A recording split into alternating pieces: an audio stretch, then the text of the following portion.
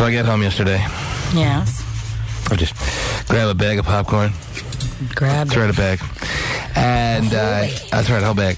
And, cheese popcorn, I'm very big on that Really? lately. Yeah. Is it one of the mini ones, or is it a full bag? The full size one? You know they come in the mini ones? Oh, no, I don't do mini. Oh, okay. I do big bags. That's why I asked. That's right. All right.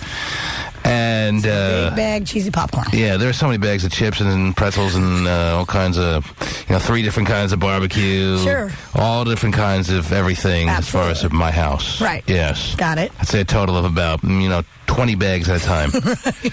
So this was the day I felt like it was a cheese popcorn day. Cool. Always a little cheese popcorn, a little, what's that new water drink that I'm drinking lately, Terry? Come on, you can tell me. I don't know. It's a new water drink. It's not It's not Gatorade. It's not vitamin water. No, it's called Prino, Presto, Presto Change. Propel, that's the one. Propel? Propel, yes. Propel's awesome. I'm discovering Propel, Terry. Oh, really? That's right. Gosh. And how long has it been out there? For a while. Yeah. Really? Good long time. 2 years or more? Maybe. More than that. Probably more. Really? Well, I just discovered it like 2 weeks ago. The best ever. The perfect amount of flavor. Yeah. With no calories. Yeah, and it has added calcium and yes, it does. way lower sugar than Gatorade. So, right. So look out, osteoporosis. So I grabbed a Propel. What kind, Mary? The one lemon? that has the added calcium. No, it wasn't lemon. It might have been mixed berry. Okay. And we have a whole multitude of flavors in the house there, Terry. Oh. And I grabbed the cheese popcorn and the mixed berry Propel. Ready to go? Go to the computer, go to the office, and kick back. Just like lean back in the chair. Flip on the tmanshow.com. Right. Click on Terry Cam. Right. And I see a vacated toilet. Oh. Ooh, it's been flushed. Well, of course, you already ended the suspense by speaking here in the studio. I know. Like anyone was wondering what the latest was. He's a pussy, is what they're already saying on the Terry Cam. Geez. I got lots to say yesterday. Big pussy. Kind of true. Unbelievable, man. I'm telling you, I had my whole day planned out. Sitting there, staring at you on the bowl. Wow. Big day for you. And I'm being told by emailers that you were holding up signs saying you were getting hemorrhoids or your back was seizing up on you and all this blah, blah, blah stuff. And all it means to me is 2 things. Number one, it's with mixed emotions that I talk about this because, number one, I'm off the hook for $8,000, Terry. Which I would have been fine paying, but, no one wants to give him $8,000 if they don't have to. Sure. Number 2, he took the 500 and ran. Ran like a little bee. Oh, like a little bee. Well, that's not my view. Mm-hmm. A lot of listeners were a little disappointed. Right. That you, well, as I said, if he was going to cut and run yesterday, smarter to do it around 10 o'clock than to do it at midnight last night, right, when he would have still earned $500. So I think he was thinking that. Plus, there was the first trace of the hemorrhoid. Was there a hemorrhoid situation or no? It was more the lower back was not good. Lower back, not good. Yeah. Keep in mind, people who email and people on Terry Cam and all that stuff, he is a 300-pound man. Yeah. I wasn't really thinking cut and run. It was like, I can't really do this anymore. Mm-hmm. It wasn't, I made $500, I'm out of here. That's what I was telling you. That is why you should have held up a sign. If you're going to hold up a sign that says anything, it should have been T-Man's right. I'm out of here. That's the worst part about getting up, really. Mm-hmm. Actually, forfeiting the $8,000 is the worst part. Second worst part, you're right. No, forfeiting the $8,000 is the second worst part. Admitting I'm right has to be the worst part. It's close. It's definitely close. So no pool. Bummer. But I didn't want to be right. I wanted to watch you on the bowl all day with my cheese popcorn and my Propel. I don't know if I can look at me eating cheese. Mm-hmm. So is Gay Phone Operator still at your house? No, but the smell is. Is he your houseboy? The smell, it lingers. No, but he's on Terry Cam early this morning. Yeah, who Gay is? Yeah. He doesn't think he has a smell.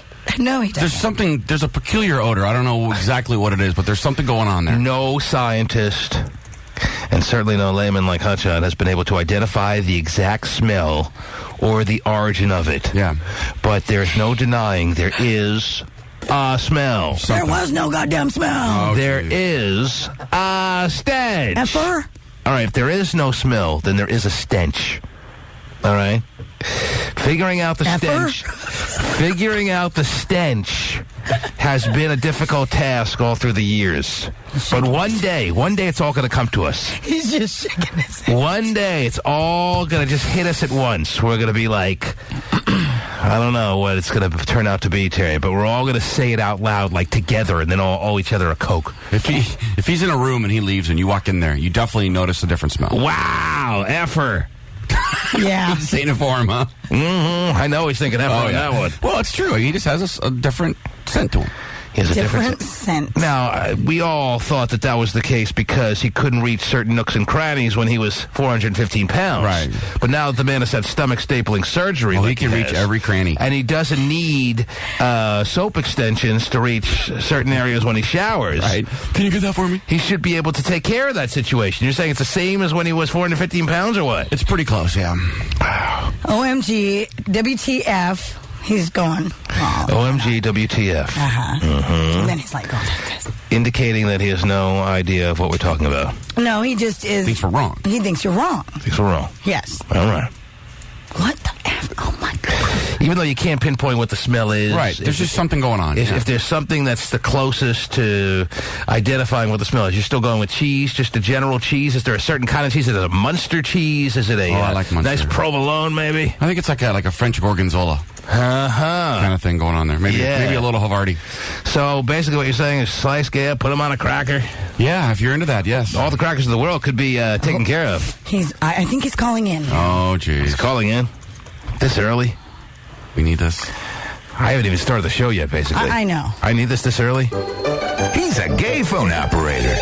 He's so gay. He's so phone operator. And now, here's Gay. A good morning.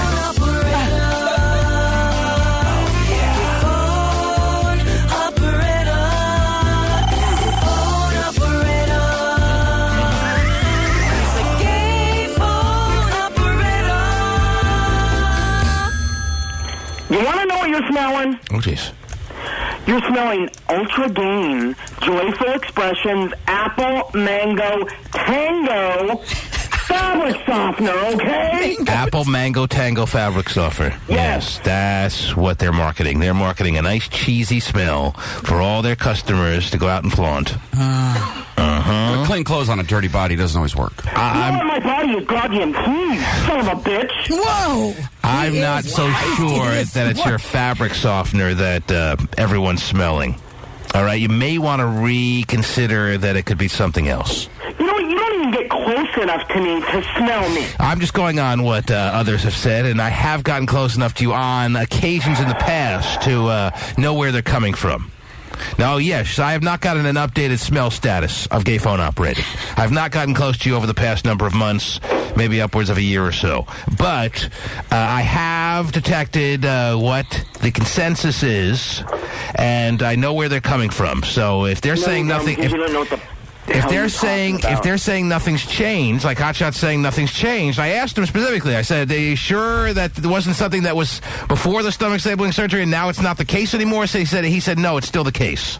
Oh my God! I do not smell. You would not know. Yes, I would. People who smell are the last to know. Oh my God! You live in a studio by yourself. You wouldn't know. You know. It's all Yeah, are people the assholes? Do they know? Oh, jeez. You don't even live with your cousin know anymore? that. No, he pulled the ripcord on. You don't even live with your cousin anymore for her to tell you when your smell has reached to a level that she even can't, and maybe you just start picking up the hints like the door's always open, the windows are always wide as open as they can get. You You know don't. what? I don't smell. You live by yourself. don't That's a problem. smell. Okay? You never know if you I smell. do not smell. Your roommate's gagging in the garbage can. Keep saying it, Gay. Maybe it'll scare the smell away. If you keep saying it, maybe it'll be true. Why don't I come down there, shove your face in my goddamn crotch?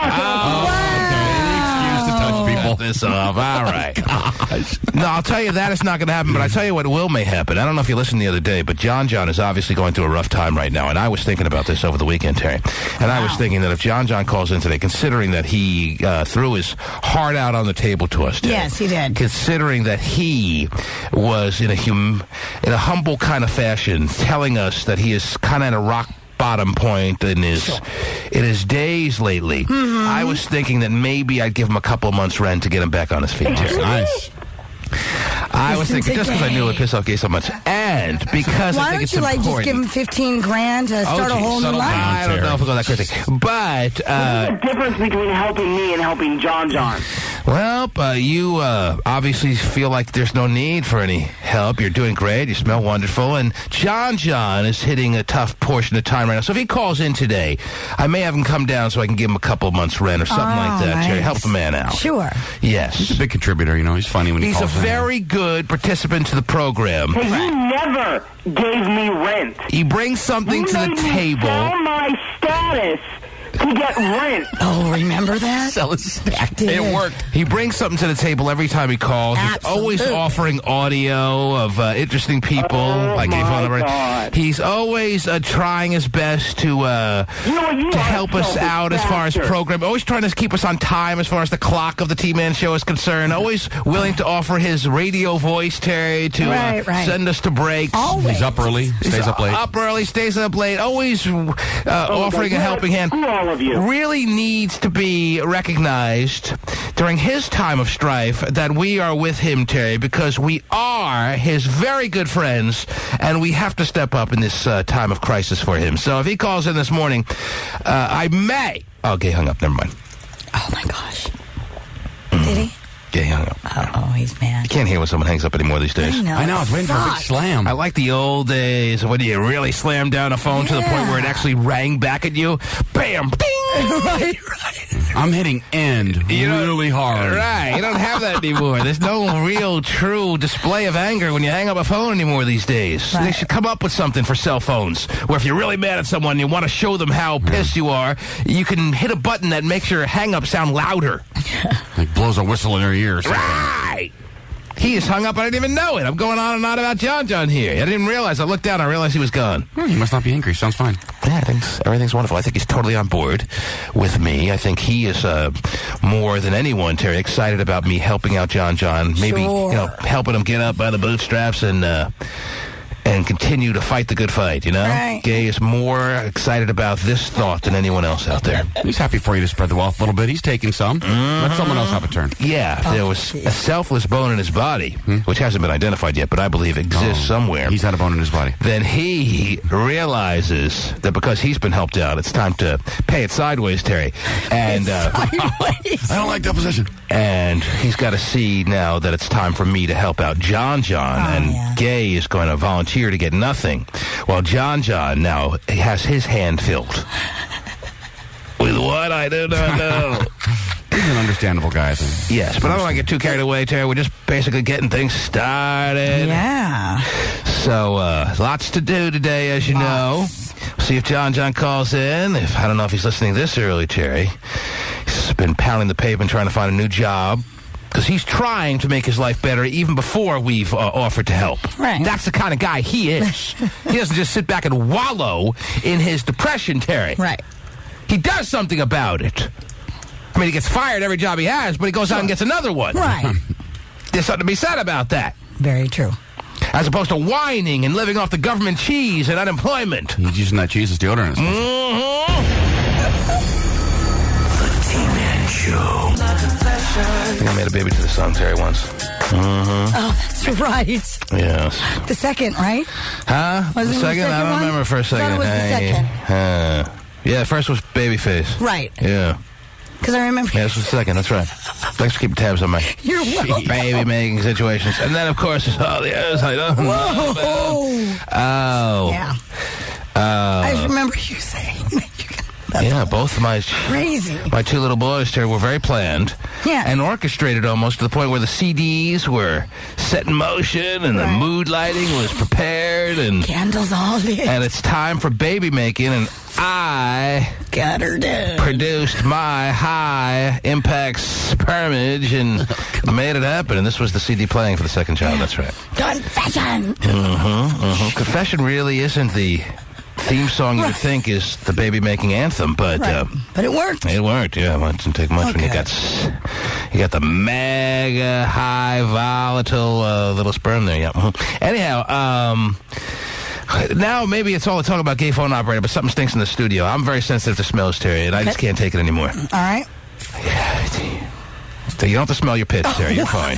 I'm assuming you're fine. If it's you, I would have. I don't know what it is, but. All right. Well, I did shower this morning. here. Was Gay in here yesterday? I don't know. Sure you showered yesterday? Shower today, big boy. Pasty sits in his own little. I don't know. That's whatever. true. Pasty has glass. So. Maybe it's just my mind right now. All the talk about gay. Must be. I've caught an occasional whiff. All right. Terry, you showering regularly? Showered this morning. Vinnie the Pooh, you good? You been at the club last night? No club last night. No club last night? No club last night. You sound a little throaty. Something going on in there? It was St. Patrick's Day. I went out. Oh, you went out. Do you sleep here? No, I started early. I was done at like 8. Mm-hmm. So I'm good. I even made sure that I had coffee this morning, and I always brush my teeth when I come in, too. I brush it in the morning, and So I you're brush smelling a bad breath thing. Yeah, well, it could be. Uh-huh. But, here, hold on. Not me. Vinnie, breath? I'm good. Check. I brushed this morning. We're all Maybe. checking. All right. All right, well. No dragon breath here. Okay. All right. All right. I don't know. Something stinks. Anyway, what else is going on in the world, Terry? A couple of quick things. Then again, my nose is ultra sensitive. I know so it is. I don't know. I know it is. Maybe. So it's my mind. Wow. All right. A couple quick things. Just to let everybody know, Madonna and Guy Ritchie are not divorcing, according to her, of course. He was not present at her induction into the Rock and Roll Hall of Fame. So, of course, that speculated all sorts of rumors. How was the St. Patrick's Day night out? Was it all right? It was fun, yeah. You and Terry still dealing with any kind of tension? Or Oh, what? jeez. All right, are we all doing it? We'll all take one. We'll Okay, see. let's do it. We'll see if it goes away. Mm-hmm. We'll see who the guilty culprit is. Oh, jeez. Ooh, these are so strong. Anyhow. Are you Anyways. feeling my biceps? Yes, I am. Have you and Terry buried the hatchet, or is there still this tension? Because as I'm now explaining, because we work in such close quarters. Yes. Everyone in radio works in a small little studio. Ours happens to be bigger than most, but it's still close enough quarters that if there's any smell a little off kilter, if there's any tension that's a little bit pronounced, it's going to be magnified to the greatest degree. So I'm just wondering if you and Terry are cool, or it's still to that heightened level of anger and annoyance and just avoidance and all that other instances. Nothing. Everything's good. We're okay. Cool. We're cool people. Mm-hmm. Wow. Because I haven't seen you look at each other in the past 48 hours. Well, you know. Well, quite honestly, and I'll just bring it to the forefront. Yeah. I was kind of curious to see, how things were going to be during this week, and still I feel a little tension. Although he's going to play it off, Right. Like there is none. Mm-hmm. There is. I'm glad to lay this out on the table. Yeah, there is some, and is it creating an uncomfortable work environment for you, Terry? Kind of, it does. Wow. I feel it, but All right. I mean, I'm trying to make it. All right. Well, smooth. we'll work on that maybe. So, as the week goes on. All right. I don't want to make too much of a big deal out of it right now. Okay. I want to hear about Madonna and Guy Ritchie so bad that I can't let anything distract me. Sorry. Now, Madonna well, it was a has big thing for her to be inducted in the Hall of Fame, and he's not there. Madonna has some new cuts out with Yes. Justin Timberlake that I hear are really big time, Terry. So Right, the and woman, he's the one who inducted her. just when you're ready to bury the woman, and I'm so ready to throw the dirt on her, Terry. Uh-huh. She comes out with these, is it a whole album? What is it? I don't know. I actually just got the single yesterday. A couple of cuts, I believe, with Madonna and Justin Timberlake getting together in the studio and making it happen. And the word is that it's going to be perhaps, of the biggest hits of the year. I don't know. I haven't heard enough of it yet. I feel like it's kind of forced relevance, though, don't you? Oh, who's the hottest? Timberland and Justin. Okay, I'll take them. And, you can't miss, When right? you're of the Hall of Fame, legendary status of Madonna, you get to pick and choose, believe it or not, still in your, what's the left of your career of who you want to work with. Doesn't mean she's, relevant and cool, though. It just kind of bugs me. Just means that anyone who Pasty Dave sat in there with those two, he'd have a hit album. Anyone who is relevant and cool is going to be excited about being chosen to work with her. Here's me. Pasty Dave chooses Justin Timberlake. I don't think he gets so excited to work with him. These are my confessions. Here we go. Pasty Dave, I would love to hear his confessions. Oh, yeah. No, you wouldn't. Have you heard any of those singles that Madonna and Justin put together, or what? I've heard the one. The one. And I know there's a couple more out there. And the one you heard, good, great, I don't know how not good, I don't know how she does it. It's amazing. It's like good. It's real good. It's really good. Like, I'm thinking about playing it. Is it going to work in the clubs or no? Yes, it'll work. Wow. She works in the clubs. I know, right? I don't know how she does it. You got a title? You remember the title? The one you heard? I'd have to look it up. Mm-hmm. But you heard it a couple times once? Couple times what? I downloaded it yesterday, and I was like, how does she do this? Is it mostly him, or is it mostly her with a little contribution from him, or a mixture of both? It's honestly like mostly him, but it's her name on the song, so she gets the credit, I guess. Wow. There you go. All right. So Guy Ritchie was not present when she was inducted into the Music Hall of Fame. To the Rock and Roll Hall of Fame by Justin, by the way. By Justin Timberlake. And who felt totally awkward up there, making little jokes that had been prepared for him, written for him about Britney. Yeah. And then he just wussed out like a little... and pretty much backpedaled on all the things he was saying up there while introducing Madonna. We played that last week. Yes. It's just one non-funny sexual innuendo after another. Right. Mm-hmm. But anyway, so apparently the story is that he stayed over in Europe to finish his latest movie and film a Nike commercial. I guess that was a little bit more important. Well, I'm glad he is following in all our demands and just focusing on the movie, because we're all dying to see Guy Ritchie in the movie that he's working on, Terry. Sure, I know. We all can't wait to see him in his new movie, Terry, so I'm glad he's not getting distracted by his wife's career and losing focus on the movie. Right. Because the movie is something I have my people already lined up at Cinerama, Terry. Absolutely. Just waiting to be the first in the doors. Right. Now, are you expecting that these cuts of Madonna and Justin Timberlake could be some of the biggest hits of the spring and summer, or what? It's in the running. It's in the running. I can see it. After listening to it yesterday, it cannot be eliminated as perhaps the biggest hit of the spring. It's up there. All right. That could either say a lot about the state of music right now, or how big time this collaboration between Madonna and Justin Timberlake turned out to be. We'll have to hear for ourselves. I'm just hearing things like what Vinny's saying. I haven't heard... Right. I don't think I've heard any of them yet. What's the name of the song? Somebody said it's called 4 Minutes or something. 4 minutes. Yeah, is that it? That's actually what it is, yeah. At least 3.5 minutes for talking. Wow. To myself. It's called 4 Minutes? That's what you heard? Mm-hmm. No, think about it. And? No, like I said, it's crazy. Like I couldn't think of the name of the song. Mm-hmm. Like I said, I just got it yesterday. And it's that good? It's that good. Wow. That's exciting. I mean, from Madonna, like, you feel me? Huh? Oh. Okay. Not yet. Got it. You didn't say anything. How can I feel you? Oh, just... Anyway. Whoa, GPO. Vinny can't even last 4 minutes.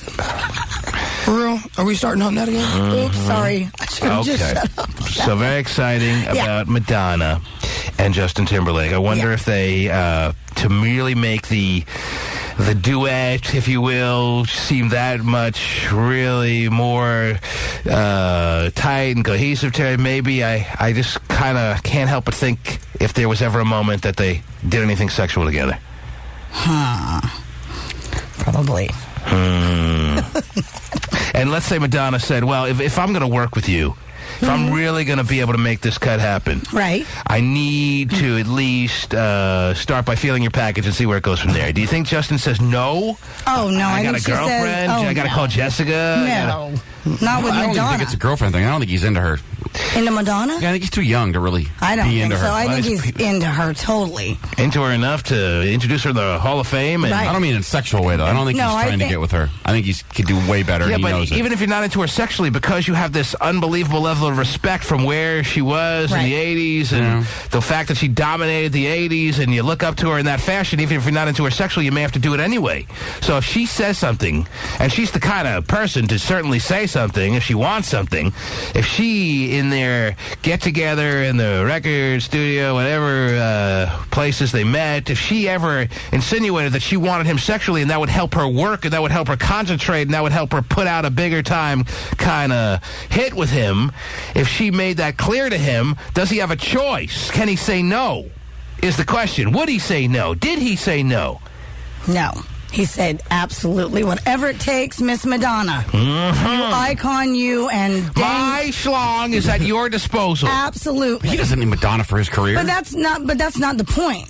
It's who she is. It would be disrespectful, Madonna, Terry saying, right. to turn her down. Right. Terry's like the Madonna of radio. He's in such awe. Right, because of her accomplishments and stuff like that. Justin's the type to have this unbelievable level of respect for those that came before him. Right. And he's in such awe of Madonna that he could never turn her down, is what Terry said. Right. If she made that suggestion to him. Like, she wanted him, she has to, if she's going to work with him, she has to have him. Right. I think he's turning her. Plus, she's a little hard up, and Guy Ritchie's really too focused on this stupid little movie, and she needs a nice little piece of Justin in the old Steiner there. If she said that to him, Terry's saying he can't say no. Right. He's saying no. Wow. He doesn't need her. Well, I'll pass on the new album then. I'm here to help you. Well, I'm the relevant one. So that's two very different reactions. Right. He's saying that he's getting offended that she even says that. And I'm helping you, and yet you ask me for more stuff? Right. And you're saying, no, that's the opposite of what would happen. And it's not even a help thing. It's just... I almost feel like I'm in Terry's camp. Really? Yeah, he's in such awe of her, and he goes beyond the call of duty of having respect for those that came ahead of him, that he's not able to say no, even if he wanted to say no. Truly wanted. If he's like, wow, you really kind of grossed me out in a grandma kind of way, I got kind of wrinkly. I got to do it anyway. He doesn't have to do anything. Justin Timberlake? He doesn't need the brownie points. But he feels he does, even though he's not looking for brownie points. He feels he does because he's in awe of her. He's in awe, but he's good. He's made it. Who are you in awe of? Give me someone you're in awe of. Besides the boss. The boss. If the boss came... I'm doing him. No question. If the boss came to you and said, well, I know it's nice that you invited me to lunch, but the lunch isn't enough. Pretty sure I'm buying. You kind of turned me on. Watching you on that toilet the other day really made it happen for me, and I really want to feel your package and see where it goes from there. Even though if you're not turned on by that, you have such levels of awe for him that you probably say yes, right? I get it now. Okay, you understand now. I'm glad I can put it in terms that you can now understand. I'll be Bo Jackson. You can plow me.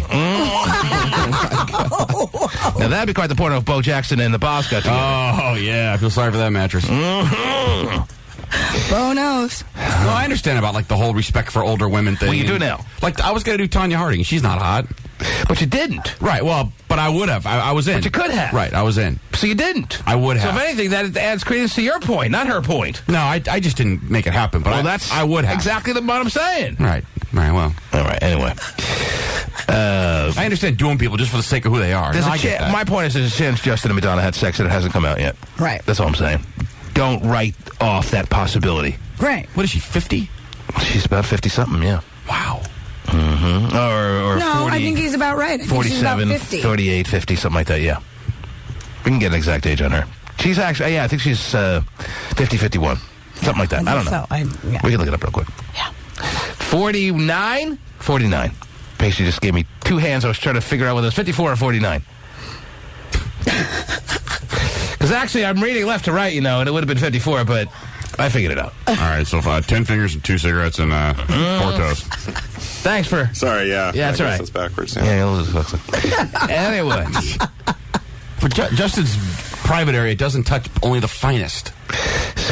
Says who? Look at him. He's Justin Timberlake. I got it.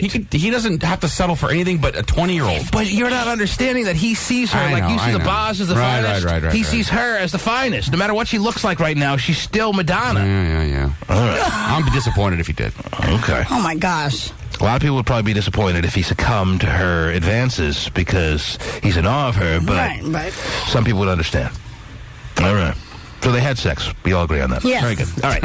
What else? What else is going on? Also in the news, apparently, since we were talking about smell, apparently Matthew McConaughey... Talking about smell? Yeah, earlier in the day. Actually, I think the breath mints has helped. So somebody may have had a breath situation. Okay. I'm not smelling anything anymore. Oh, good. Well, anyway, In Touch Weekly did a little interview with Matthew McConaughey's pregnant girlfriend because we had reported earlier how he himself has a body odor. Right. Somewhat similar to gays, maybe. I don't know. Oh, no. There are many different types of odors, Terry, but I don't think they're even in the same family. Right, but we all know that he doesn't really take care of himself. Well, hygiene, and he's more of a European mindset. Right, he doesn't think of his hygiene and showering on a daily, almost kind of neurotic kind of fashion like Americans do, Terry. In Europe, they don't shower every day. No, I know that. I know. We shower twice a day here. We scrub. We have loofah pads, etc., etc. In Europe, their own body smells are what they enjoy. Stand on a bus on a hot summer day with someone holding onto the handrail, and you realize just how different the cultures are, Terry. I know. And you're talking now about what? About Matthew McConaughey's girlfriend who's pregnant, the model. Weird eyes? Yeah, well, yeah. But you're right. You think she's hot got, as hell, but she's got some weird ass eyes. Yeah. Right. Mhm. Well, apparently she doesn't shower quite often either, so that's Perfect match. Yeah, pretty much. She shares his total lack of concern for the whole hygiene thing. Shia She can LaBeouf. go a whole week. If Matthew McConaughey asked Shia LaBeouf for some sex, Terry. Oh, wow. Then Shia LaBeouf is going almost definitely, Shia LaBeouf's right? going to be like, you're kind of old, you're getting a little wrinkly for me, but I looked up to you when I saw A Time to Kill. Okay.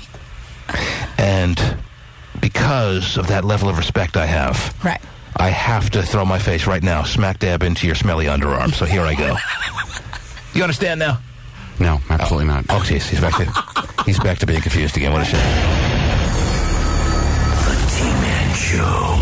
The preacher controversy dogging Democratic presidential candidate Barack Obama is not going away, Oh, it judging is. by a new poll out today. Oh, I know you love a new poll, huh, Terry? Love a new poll. Yeah, this preacher dude who is apparently getting Barack Obama in a little bit of hot water with some of the peoples of America, Terry. That's right, the peoples of America.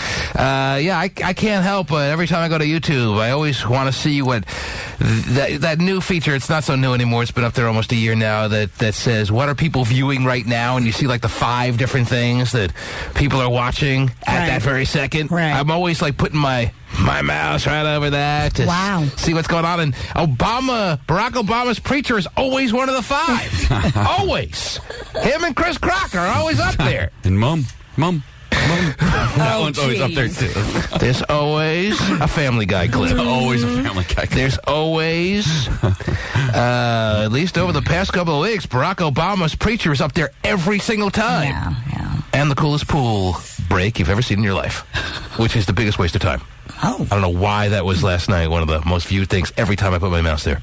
The coolest pool break. Oh, really? Yeah. I haven't seen it. It's such a waste. It's like I'm expecting something huge. Like every ball goes in? No, yeah, I'm expecting the 8 ball to go in or something like that, or like the guy's shot to have the cue ball hit the actual lens of the camera or something like that. Yeah. But nothing happens. Really? Yeah. So it's not the coolest you've ever seen? It's not even close. Okay. I'll have to check it out now. I'm dead curious. Or to go flying into some girl's puss or something like that. Whoa! There's got to be something exciting about the coolest pool break ever. Right. But there is not. There's not. God bless America. No. Not God bless America. Damn America. Yeah, it might be a little bit of a problem. Oh, if you're running for president, probably.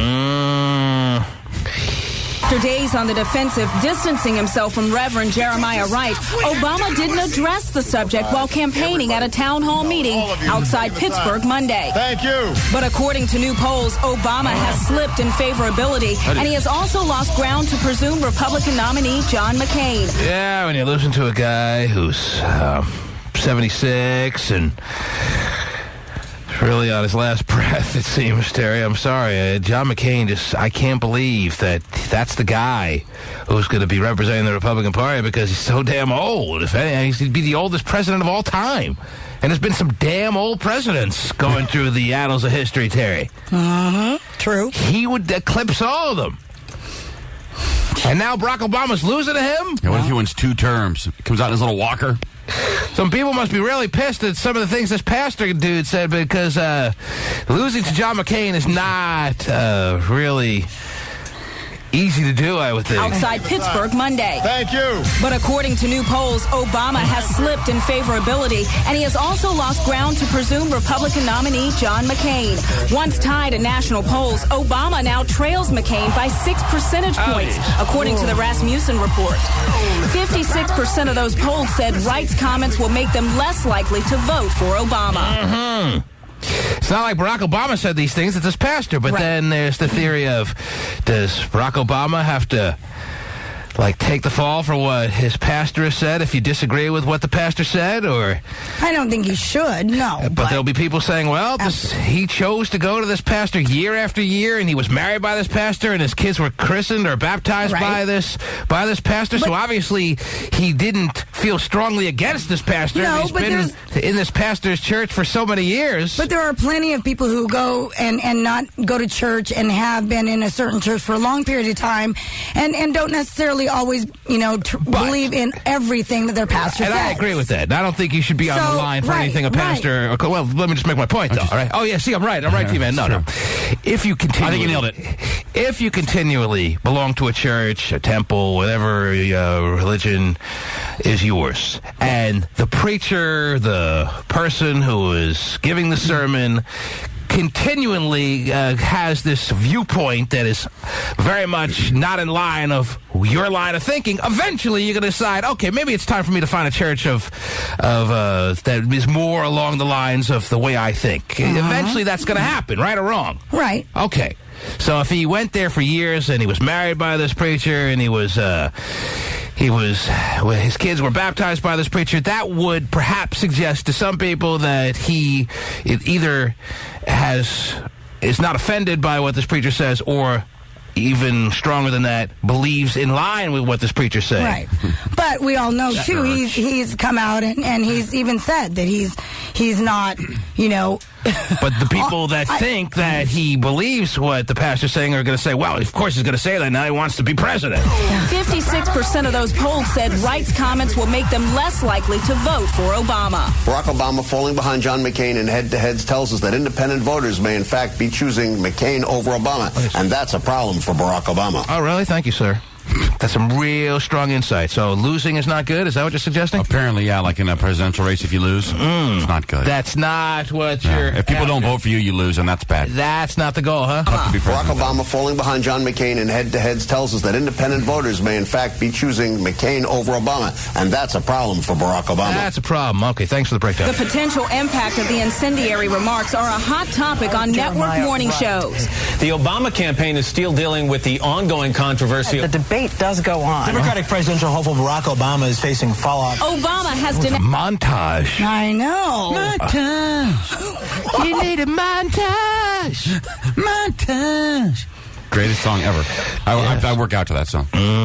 Kick ass on the treadmill when that's cranking in my ears. So whether it's fair or not fair, this is the way middle America thinks, Terry. And it's going to damage... Whether it's just going to be something that is short-lived as far as 2 weeks from now you won't even be thinking about this anymore, or this is something that carries forward, that remains to be seen. Some of these kind of controversial moments have a shelf life of 5 minutes, and others will linger. Is this going to be the kind of thing that lingers or passes? These candidates have the people that hang around them are the only people that are ruining it for them. I mean, Ferraro came out and killed Hillary, and that jerk-off from Philadelphia hurt McCain, that radio guy. I mean, it's like these people are like hurting. The candidates don't do anything. It's people around them. It's like, leave me alone till I win. God. You got to dismiss everyone. By the time it's actually time to vote, they're standing up there with no support because they fired everyone, because everyone says something that's just going to ruin their chances. I think people are looking for a reason not to like Barack Obama, too. He's a little too rock starry, and people love him. People are looking for a way to bring him down. He's perfect. Right. Well, some say he's not perfect anymore. Yeah, not anymore. Well, you could probably say that about everybody, really, if you dug hard enough. Well, they're digging. Yeah, they are.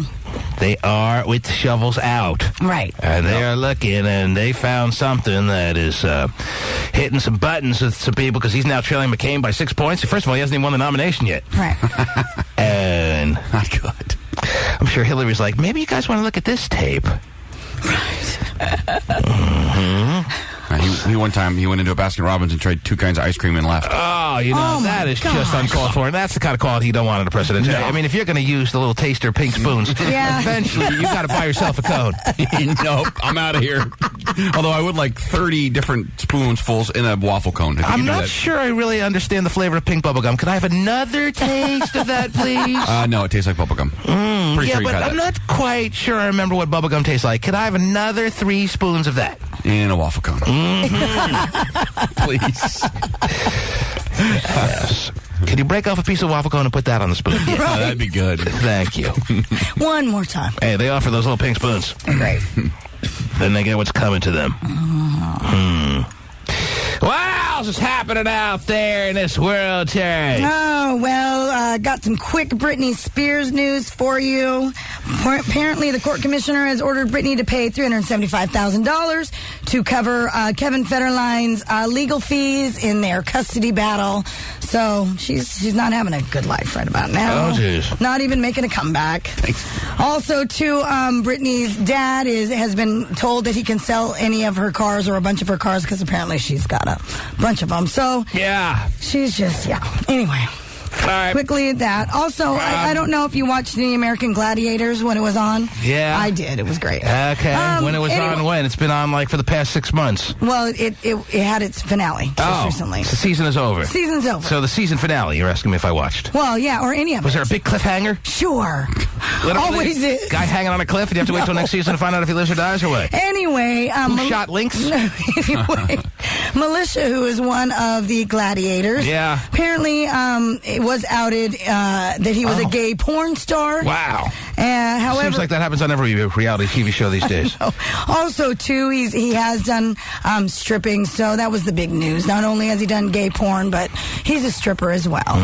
So it's funny that the only one who hasn't been discovered of being either in gay porn or a gay stripper is Ryan Seacrest. I know. He's the first one everyone suspected, and so far still holding strong. We're all right. And contestant Hernandez on American Idol. Oh, swinging with his clear heels from the pole in front of all these other poles sitting in the crowd. Yes. He was outed, and then dude on American Gladiator. Militia. And Ryan Seacrest still as heterosexual as anyone has ever been. Right. He sleeps with guys that know how to keep their mouth shut.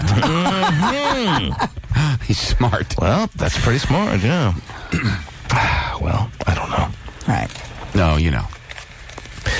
Can't say for sure. He has no girlfriend, ever. Ever. He's never had a girlfriend. He's never had a boyfriend either. Okay. The jury is out on Ryan Seacrest's sexual orientation. You can't say for sure you know what it is. If you had to wager one way or another. If I had to wager, I'd say... I know, it's tough to think about. That he's had some homosexual experiences, but he's had a nice helping of heterosexual experiences, and... Yeah, he's pretty much gay. Yeah. The last person he had relations with, man or woman. If life on the line, I have to choose what Ryan Seacrest's sexuality preference truly is. Who does he put in the pink spoon? Oh my goodness. What kind of taster little moment Okay, never mind. Yeah. is he asking for? I think he's heterosexual. I got the buzzer, Tim. You got buzzed. No way. I think he's a very private guy, but I think he is... Why is he so private?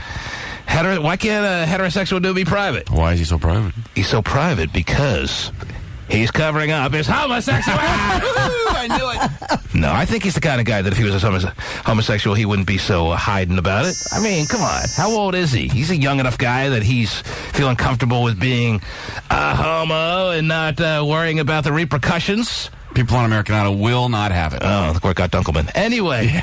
Yeah, look where it got he's David in Hernandez. That's why Clay Aiken never came out. So you're saying, in this day and age... Yes, I am. Whatever you're going to say. If Ryan Seacrest... I'm Terry now. If Ryan Seacrest is letting everyone in on the fact that he's homosexual, he loses his job. He may not lose it, but the show ratings may go down a little bit. The show ratings go down, and then ultimately he loses his job. Fine. Yes, I am saying that. I can't And believe he that. ends up on Celebrity Boot Camp with Brian Dunkelman. And you're also saying, if you must choose life on the line, you have to pick the correct sexual orientation of Ryan Seacrest. You're saying he's homosexual. He loves the weenus. Oh, jeez. Whoa. I don't know. I know, it's tough to think about. It is. It's hard. Because you watch him, whatever. It's just... It's true. Well, I wouldn't say it's tough to think about, but it's not an easy call, is what you're saying. It's not a slam dunk. It is for me. I think it's easy. Oh, so you are saying it's easy. So what are you saying? It's but it's kind of weird to think about, because you don't really know. But I think I remember like a year ago him being linked with a woman. Terry Hatcher, very private. Yeah, way. Terry Hatcher, but that's not really. It's just like a dinner. Oh, let's go out as buddies. I don't know. I do not know. Yes, you do. I'm not completely confident that that's the way it truly is for Ryan Seacrest. Not that it matters in any dramatic way, Terry, but we're all very curious. Some bi-curious. And we need our answers. Look how tailored his suits are. So you're going to break it down to fashion? Whatever. I know some of the most high-minded, fashion-oriented guys in the world who are about as hetero as it gets. Really? Yes. Not a one. All right. Well, you don't know a one because I know who you hang out with. Well, when I watch Project Runway, I don't see a bunch of straight guys on that show. Well, if you watch Project Runway, you may get the wrong idea of everyone who's into fashion. All right. Tim Gunn looks pretty straight on. Oh, yeah. All I know is that we're in 2008, and 5th graders are coming out now. I think it's sad that Seacrest can't come out. Who cares? 6th graders are coming out now. You're telling me Ryan Seacrest can't come out? He's scared. He's still from that old generation. He's grandfathered in where he doesn't. You might be right. I totally agree with him. He's right on the borderline of being scared because he's kind of leaning towards the older generation. Right. He remembers what it used to be like back in the good old days. He ain't standing next to Dick Clark doing New Year's Rockin' 8. No. Nope. Dick Clark's like, I ain't standing next to that figure. I'm going to change my name, too. So there would be certain jobs he might lose. Yes. But I'm not so sure he has to worry about it because I'm not so sure he's homosexual. Okay. He's at least bi. Well, no, I don't think he's bi. I don't know. Who knows? Who cares? Whatever. I just think it's sad he can't come out. If he can't come out, if he feels truly, and he might be right, that would be pretty sad. Especially knowing where he's living, and he's living in 2008. If he honestly feels, and he may be right, that he can't come out in this day and age, that's pretty sad. I agree. When he knows that there are 5th graders coming out for show and tell, Jacques of your wife's class. Right. Yeah, he's actually American, Terry. How about that? He's a French exchange student. He's been for a while. His parents gave him a real snappy name. Oh, my God. Yeah, he came out. They are coming out for show and tell these days. Okay, I just showed it. Now let me tell you about it. It is very gay. So, yeah, I don't know. I don't know about Ryan Seacrest. He could be asexual, like our friend Pasty Dave. Oh, jeez. I mean, he loves Pasty. I mean, he loves women in bikinis, and he sends me pictures of hot women. I mean, so if Ryan Seacrest sent you pictures of women in hot bikinis, that would make him heterosexual? I would think so, yes. Unless it's a cover-up. I don't know what to think now. Well, but what's interesting, too, is the conversations, the little jabs that Simon Cowell, does with Ryan Seacrest, and he has a lot of... So he's almost cushioning the blow if he does ever come out. Yes. He's almost getting people prepared, Simon is, for the moment that Ryan does announce that he's a gay. Yes. Cushion the blow, dude. Yes. He is definitely getting everybody prepared. Simon's been very good at cushioning the blow for Ryan Seacrest, is what you're saying. Is that right, Terry? Yes. Simon has been very helpful in cushioning the blow. He's a great... For what will ultimately be a coming-out moment for Ryan Seacrest in the future. That's what you're thinking. That is exactly what I'm thinking. Well, you may be wrong. Oh. How else did Seacrest get so many jobs? He humped his way to the top, man. 1-866. Because of his talent? That homo casting couch? Yes. Come on. You think a lot of the Hollywood folk are... I think some are, yeah. I think most of them. Looking for the guys, looking for big-time moments to have their moment in private there? Mm-hmm. Come on. I thought it was all hot women doing it for these... The gays are running Hollywood, I think. Oh, jeez. Oh, my goodness. I don't know. Stacy, you're on the air. Hello. Hello? You're on the air. Hi. Hi. Yeah. What can we do for you? So my daughter comes home yesterday saying that this little girl came out in her class and that it's no big deal and the only reason she was bringing it up is because other kids were teasing each other. But I guess she's known all. I mean, like they've how old's your daughter? Known all year. She's 11. So she's in like in 5th, 6th grade, something like that, right? Yeah. And how did you feel when your daughter said someone in her class came out? I was just surprised that she was so open about it. That's what I said. I was like, wow, it's good. That's kind of cool. Don't you kind of see that as progress? Don't you kind of see that as... That's what I told her. I was like, when I was younger, people got married and had kids and did all this, like... And we're gay. This whole lie of a lifestyle because they thought that that's what they had to do. And that's a lot of eliminated pressure on a 6th grader that would have 10 even 10 years ago have been there. Yeah. However, it like she points out too, already, even though it's very strong of her to come out, she's already getting harassed by and that is going to, even though it's wonderful she has to endure that at a very young age. Well, yeah. And it's sad. Though, actually, what's interesting is it's kind of like this backward teasing. Well, it's kind of this backward teasing because they're not teasing the girl. Like everybody's totally, it seems like doesn't care about that. What they're teasing is her friends because they're saying, "Oh, you guys are friends, so you're only friends." Because you've been linked to the gay. So they're suggesting that They need to come out now, or something to that effect. Well, I mean, when I was 11 years old, I think I was barely liking. I mean, I was so young, I didn't even know how much I liked. Come on, you knew who you liked in 6th grade. You know who you if you. But I wasn't ready to just tell the whole world that I liked boys. All right. Well, you knew who you liked, though. You knew you liked boys. Yeah. And she knows she likes girls, and she's coming out and saying what her situation is, and that's got to be very relieving. Yeah, I guess it is. And even if she gets teased a little bit, it'll toughen her skin and prepare for the world. We hope. Yeah. So, that's it. Okay. Thanks for sharing. See, there's my point, Terry. Did I just not tell you what's going on? I understand. Yeah. It's not like I'm touring the schools, but... No, I know that, but... Give me a weird feeling. But... But... Ryan Seacrest is how old? He's probably 36. So he's just around, that's what I'm thinking, he's just around my age, and I cannot imagine being gay and being able to hold it in that long in this world of ours. Now, today. Ryan Seacrest, if you are gay, get the hell out. He's right on the cusp. He remembers what it was like in the 70s. I think it's even younger than 36. I think it's more like 34 or something like that. Okay, well, he's not 22. I mean, he's got an older soul. He's kind of giving the impression that he's late 30s, early 40s, even beyond. Because he appeals to older people. But I think he's mid to early 30s. And if you're telling me he's gay and he feels reluctant to come out, you may be right, and that's really sad in 2008 for his age. But he's doing pretty well for himself. He is. Making a lot of money. He's got a lot of jobs. Hardest working guy in show business. He's laughing his way all the way to the homosexual bank. That's right. Oh my God. Michelle, you're on the air. Hello. Michelle, are you there? Michelle, can you hear us? Hello? Yes, Michelle. Oh, hi. I was just calling in about the whole eBay craze. I think she forgot her fake name. And the thing that was on the news last night. What did you see on the news last night? About the Frosted Flake. Oh, yeah. That sold for like $5,000. See, people can't even wait for your stories to hit the airwaves, Terry. They come on with the things that interest them. Did you have that story? You were prepared to go with it later this morning? A Frosted Flake went on. Yes. Went for $5,000 on eBay? Why? Is it in the shape of Mother Teresa? No. Virgin Mary or Illinois. what? Illinois, yes. Looks like Illinois? Yes. Why would a Frosted Flake shaped like Illinois go for $5,000? They all do, I thought. They all kind of look like that, don't they? They all look like some state. It was actually up to $198,000, but yeah, I don't think someone really was going to pay that. Why would someone pay more than 10 cents for a... What's the reasoning behind a Frosted Flake shaped like Illinois going for $5,000, Michelle?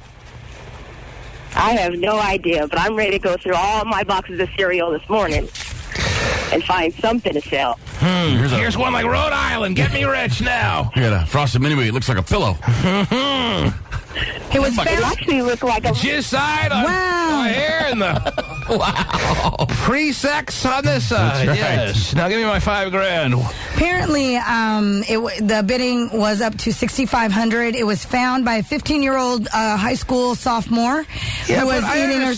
I understand the craze when a road sign all of a sudden has this shadow image of the Virgin Mary, Terry. I understand people's craze and traveling from all distances to see that. And, there's a piece of pizza that the sauce is just sitting just in such a way that it looks like who knows what, like Gandhi, and it sells for $3,000. There's some sort of spiritual connection. Some kind of religious spiritual connection, get people inspired. But a Frosted Flake that looks like Illinois goes for $5,000 now. People flip their lids or what? Some told me she's not going to get her money out. Yeah, but it's... So it's just one of those situations where it's a fraudulent kind of auction, and the $5,000 will never be collected. But the thought that somebody, all you got to do is just wow people with how zany your auction is, and people will bid high dollars. If you just tell people you have this, and people are if people get confused as to why you put it up for auction, they'll just put big bids on it. Frosted Flake looks like Illinois. Oh, I don't get why he's putting it up there, but $10,000. That's one of a kind. I better buy it. Better get my hands on that. Yeah. Well, Michelle, our feeling is that the money will never be collected. So even though it fascinated you and it made news, must have been a slow news night. Yeah.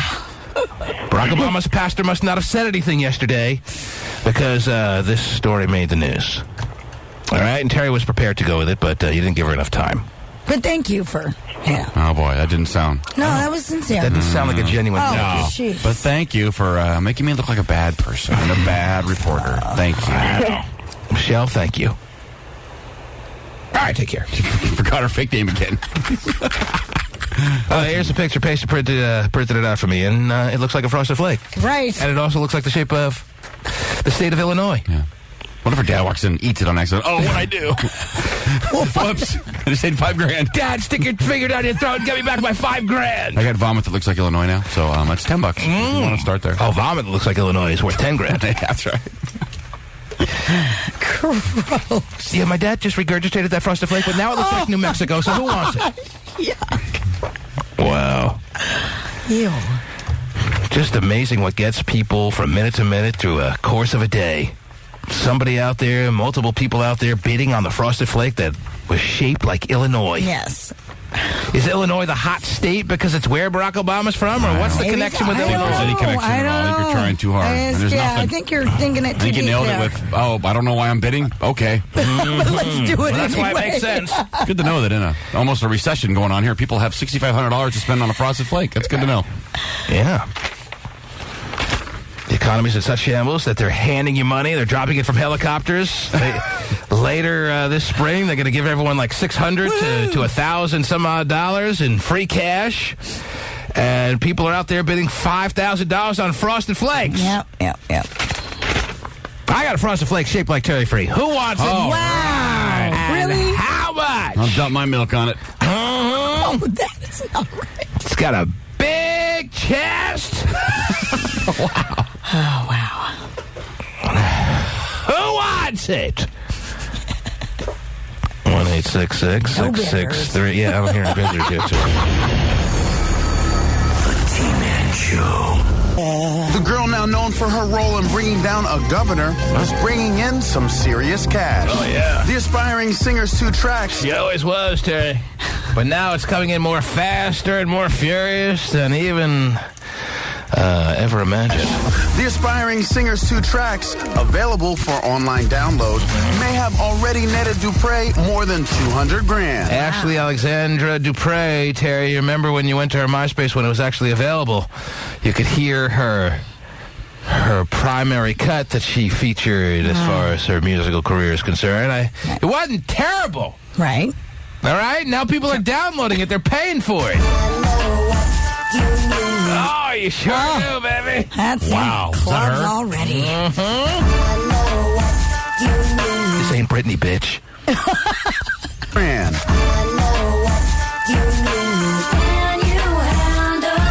She's also been offered her cool million by Larry. You're laughing at her? Awful. You're laughing at her? Can handle me. Can you handle me? It's a question thrown out there to all the world, Terry. Well, we all know that the governor could. Well, I better. I'm paying $4,300. I know. Can't handle you. I just wasted a nice grip of cash. She's also been offered. It's only 5'5", 105 pounds. Keep that in mind, Terry. Right, I know. I think the answer is pretty clearly you can be handled.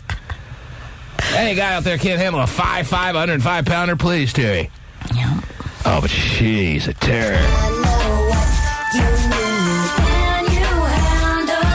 She's also been offered her cool million by. So you're saying I'm wrong? You're saying what you heard, just those couple of lines, the song that's featured on her MySpace or was, is the opposite of what I said? I said it's not awful. Are you saying yes, from what you're hearing, that is awful? I just think it's brutal. Yeah. So worse than awful. Yeah, I'd say brutal's a step up from awful. Yeah. You're saying it's beyond awful. It's brutal. It's just corny. Yeah, one more time. Maybe I'll love it this time.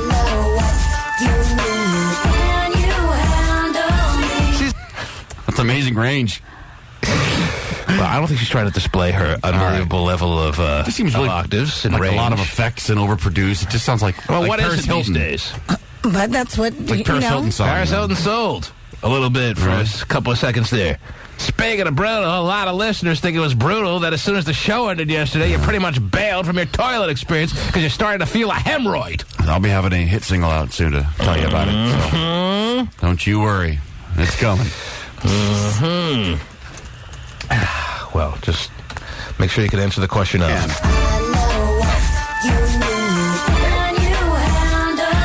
She's also been offered her cool $1 million by Larry Flint to take it all off for Hustler. And the Wall Street Journal's Tom Weber says book and movie deals could come fast and furious. A lot is going to depend on how her story plays out and how public perception of her. I'll tell you right now, I can't wait for her spread in Hustler, Terry. I'm first online. Oh, yeah. It's going to be a scene from me, myself, and Dupree in my office when you see me with that. When you see me with that magazine. Great. Said it's Dupree. Mm-hmm. Yeah, me, myself, and Dupree. There you go. Yes. Jeez, you guys. What was the name of that movie? Me and Dupree? Me, myself, and Dupree. Yeah. Something like that. You're going to create your own. I think I'm a little off. I'll be buying it too. You, me, and Dupree. But, is that what it was? Yes. Okay. But whatever. Me, myself, and Irene. And the Wall Street Journal's Tom Weber says book and movie deals could come fast and furious. A lot is going to depend on how her story plays out and how public perception of her plays out. For her, the question is going to be how quickly to go for the dollars and how long she can stay on the radar. Dupree's Big Apple ex-boyfriend, Frank Delore. I'm shocked, I'm shocked. Who's admittedly... Now, they bill him as her ex-boyfriend, Terry. Yeah. But the word is she's been doing this hooker hoe thing for a little bit of time, which, of course, leaves the glaring question just hanging out there like a big wonton, Terry. Did he date her and not realize that she was hoeing on the side? And makes one wonder if they ever have to speculate as to whether the girl they're seeing right now could be hooking around behind their back as we speak. Right. There are a lot of fancy hookers out there these days, Terry, and I call them fancy. Oh, because they dress it up on the website of, I accept donations. Right. And there's so many little shades of gray as far as the hooker world is concerned that women out there are able to rationalize, well, I'm just an escort, and I just entertainment, and donation. I just ask for donations, blah, blah, blah. Let's see, Make-A-Wish Foundation, no. There's a lot of women that are doing that kind of thing, more than one might imagine, which leaves yet another question hanging over our heads like a big friggin' wonton. I love the wonton, Terry. I know you Give me do. chopsticks. Yeah, and that is, if a man out there, and there are men, as I speak, Terry, that are dating women, that lo and behold... Oh, my God. Lower and beholder. Don't realize that their girlfriends are hooking right behind their backs. Right. Because rumor has it, I think it was yesterday I said that she's been doing it for a couple of years because she was one of Charlie Sheen's little... And this ex-boyfriend is shocked to find out that his girlfriend is not only a high-class, high-paid call girl, but was the one who was linked with client number 9. Brought down and shook up the state of New York, brought down the governor. Yep. Is being a hooker worse than your wife telling you she has a new boyfriend, I found somebody else? Because if she's a hooker, she still loves you. She wants to be with you. It's just a job. It's just a job. These are two very different dynamics. I'm wondering what's worse. Well, I don't think you really root for either one. You don't? No. You don't have your foam finger in the pen and for either one. No. But if you want to play the game of what's worse, I think you got to go ho and don't look back. Really? Quickly to go for the dollars and how long she can stay on the radar. Dupree's Big Apple ex-boyfriend, Frank Delore. I'm shocked, I'm shocked.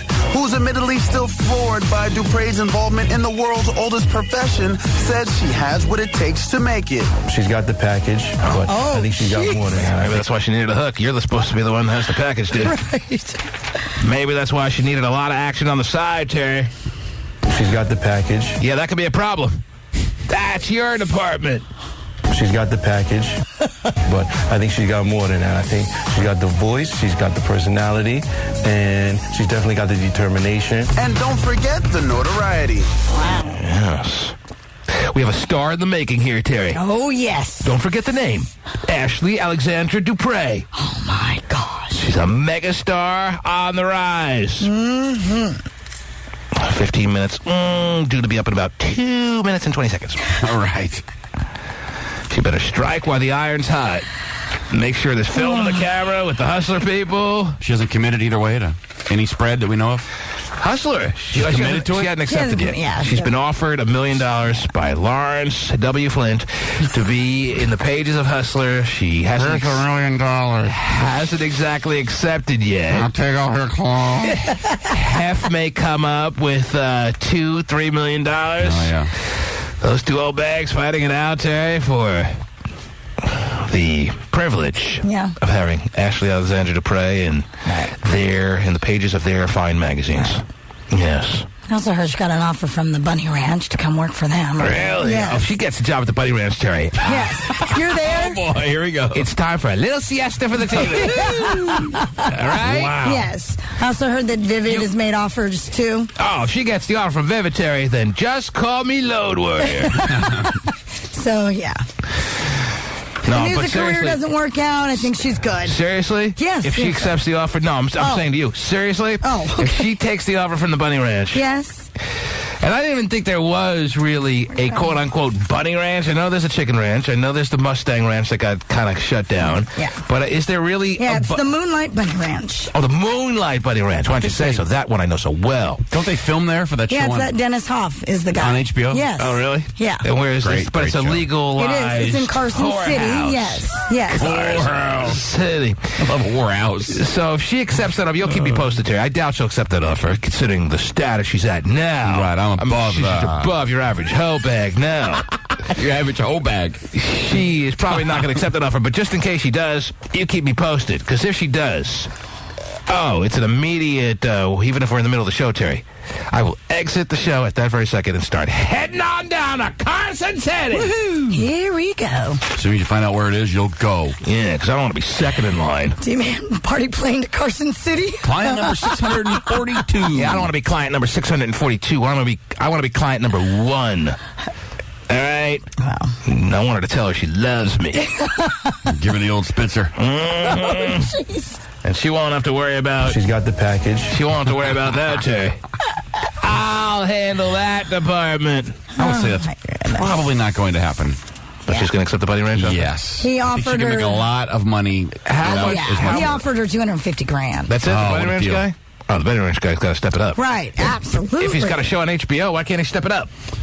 Why That's can't he not offer? bad. I mean, why I don't can't he know. offer like an A-Rod contract? He can't hang with Larry Flint. That guy's got so much money. Yeah, but this day and age, $1 million ain't breaking the bank. He can't come up with that He kind can't of come up with a mill? Nah. He But can't the come up thing with an A-Rod 10-year deal? Doesn't sound like it. Man. Larry Flint. Larry Flint and Hugh Hefner, that's a whole other level of rich. Right. Sounds like what, Terry? Well, but even if, she could net him quite a bit of money, so negotiate. Yeah. She'll make that back for him? Right, like in one night. I'm telling you right now, I'm already online. She hasn't even accepted yet. Too much work for her. She won't do it. They can offer more than $250. That's insulting to her. Don't they know who she is? No. She's the Spitster prostitute. The Spitster? The Spitster, whatever the name. She's the Spitster's prostitute. That's right. Do you know who she is, Terry? Oh. I just can't say his name very She's well. Ashley Alexandra Dupre. Me, myself, and Dupre. But if I go with you. You, me, and Dupre. Oh, yeah, baby. Flip a coin and see who goes first. I win. Anyway. If you're buying, you win. Yeah, thank you. We'll see what happens. What offer she's accepting, what offer she's not, whether she takes on a big-time agent.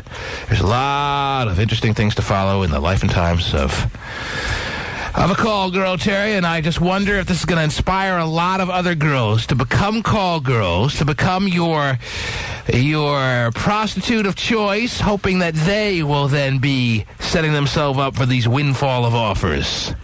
I wonder if this is going to popularize the profession of prostitution that much more. Because here's a girl who was struggling, who on her MySpace, in her blog, Terry, she pointed out on how many bad days she's had recently, the drugs, the dead ends, yes, all the dead ends as far as her career that she was pursuing. Drugs? I like her better now. Yeah, she's a girl who's had a major drug problem, she pointed out on her. And she was molested too, Very right? important Wasn't what kind of drugs. molested? She didn't specify what kind of drugs that she partook in, but something tells me she showed no prejudice when it came to drugs. All right, well, being addicted to Tylenol PM is different than meth. Yeah, I think it's I just need to know. a little stronger than NyQuil. Okay. A little bit stronger than your Tylenol PMs of the world, yes. Something tells me she can hang with you. Okay.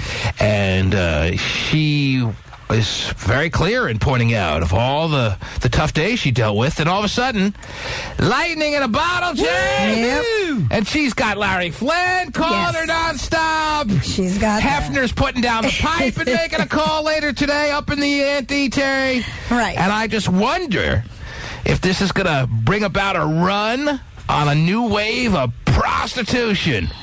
I got my fingers crossed. I don't know if Hugh Hefner can champion hot women, hanging out with old, disgusting guys for money. That's not his style. I hope a lot of other 20-year-old girls, Terry, that feel like they've hit too many dead ends think, well, it happened to Ashley Alexander Dupre. Look at her sore now. Right. Oh, so big. Whoa! All right, maybe I should choose my words more carefully. Look at her skyrocket now. I'll hold myself out, and maybe I'll come across some high-profile person, and then I'll be in line for the big payday. You never know.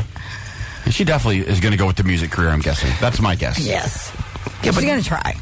You're not going to see her in Hustler or in Vivid. She thinks she's too cool now. She's going to do Hustler. She's going to do one of those magazines. She's going to do either Penthouse, Hustler, Playboy.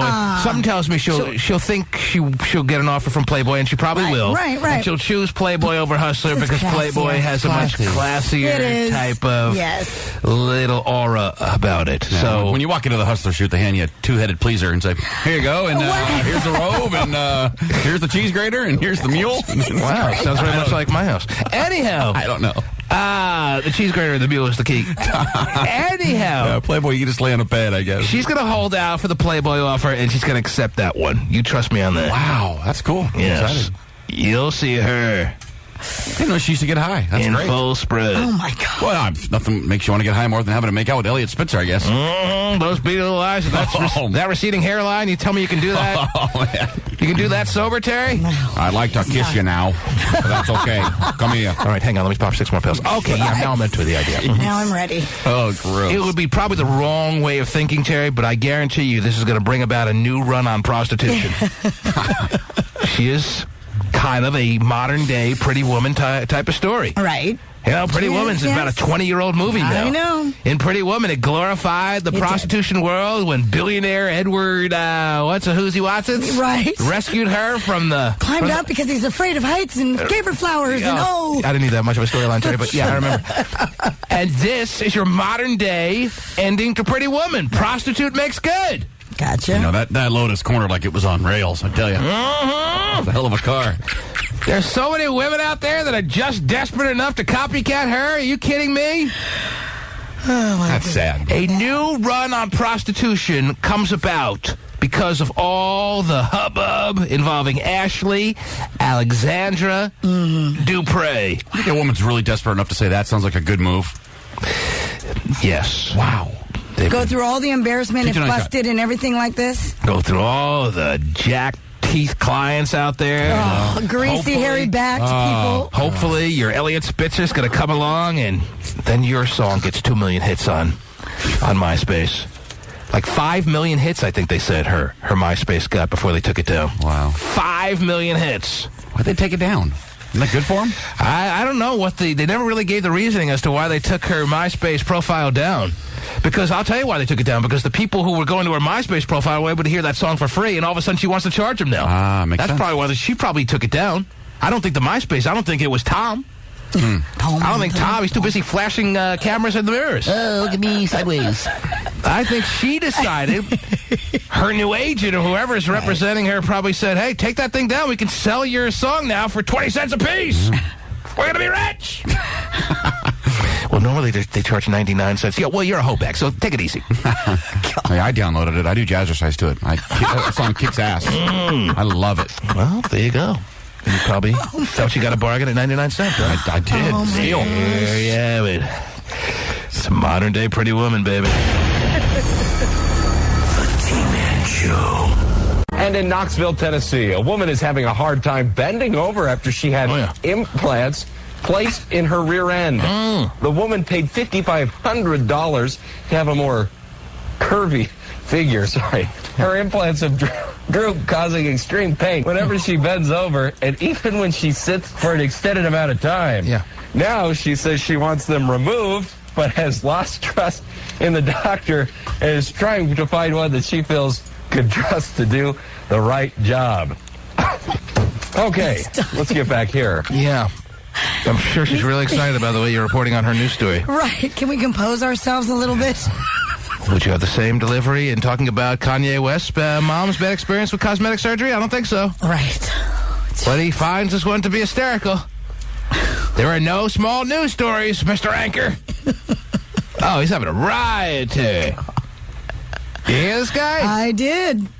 He's dying. My gosh. What kind of news outfit is this? And in Knoxville, Tennessee, a woman is having a hard time bending over after she had for you. implants placed in her rear end. The woman paid $5,500. Yeah, I mean, I could see how he thinks that's pretty comical, and any woman who's inspired to get ass plans, Terry, get a ass enhancement, it's kind of a weird occurrence. The woman's suffering now. The implants have drooped. Now she's got calf plans. To have a more curvy figure, sorry. Her implants have drooped, causing extreme pain whenever she bends over, and even when she sits for an extended amount of time. Now she says she wants them removed, but has lost trust in the doctor and is trying to find one that she feels could trust to do the right job. Okay, let's get back here. He's so trying to get himself together. Collects himself at the end there. Okay, let's get back here. See, the slam on the table is always what brings you back to earth, too. Right. It's like cut in a movie. Yeah. Be professional. His version of, stop this, scolding himself. Okay, let's get back here. And where's here? To the professional place? Let's get back here. Oh, my goodness. Woman probably out there watching, telling all her family to watch, thinking, oh, they're finally going to report on how some of these cosmetic surgeons just do botched jobs. Finally, we're going to get some notoriety. Then she sees this anchor laughing at her. Probably not feeling so great. It's a little tough not to think that's funny, though. Well, yeah, I mean, it depends on who's reporting on it. This is a professional newscast kind of situation. True. He should not be laughing. But I get it. You expect a little level of professionalism that you may not find on this show. But you are talking about somebody putting something in their rump to make it look bigger. I mean, how professional do you want the guy to be? When I understand why he lost it. He's not losing it and talking about Iraq. Right. I know, but still, he's got no leeway to laugh at all. No leeway. Okay, especially not laugh to this point. Yeah, I guess if she's in pain and she wants, it's almost like he's having fun laughing too. Like he's enjoying it. Like this is his moment to really be the wacky, silly boy he always wanted to be. Yeah. But he's stuck in this professional job kind of thing. Reading a teleprompter for a living. Talk about the ass implants. Oh, the people in media want to do what we do. That's right. And laugh and, joke about things, but they can't. They have to be in their suits with their makeup on. More pancake makeup, please. The awkward banter at the end of the newscast. And I was told 6 times last week not to deviate from the teleprompter. It's written by professionals. That's right. Professionals. And this guy's just loving it. Yes. The doctor is trying to find one that she feels could trust to do the right job.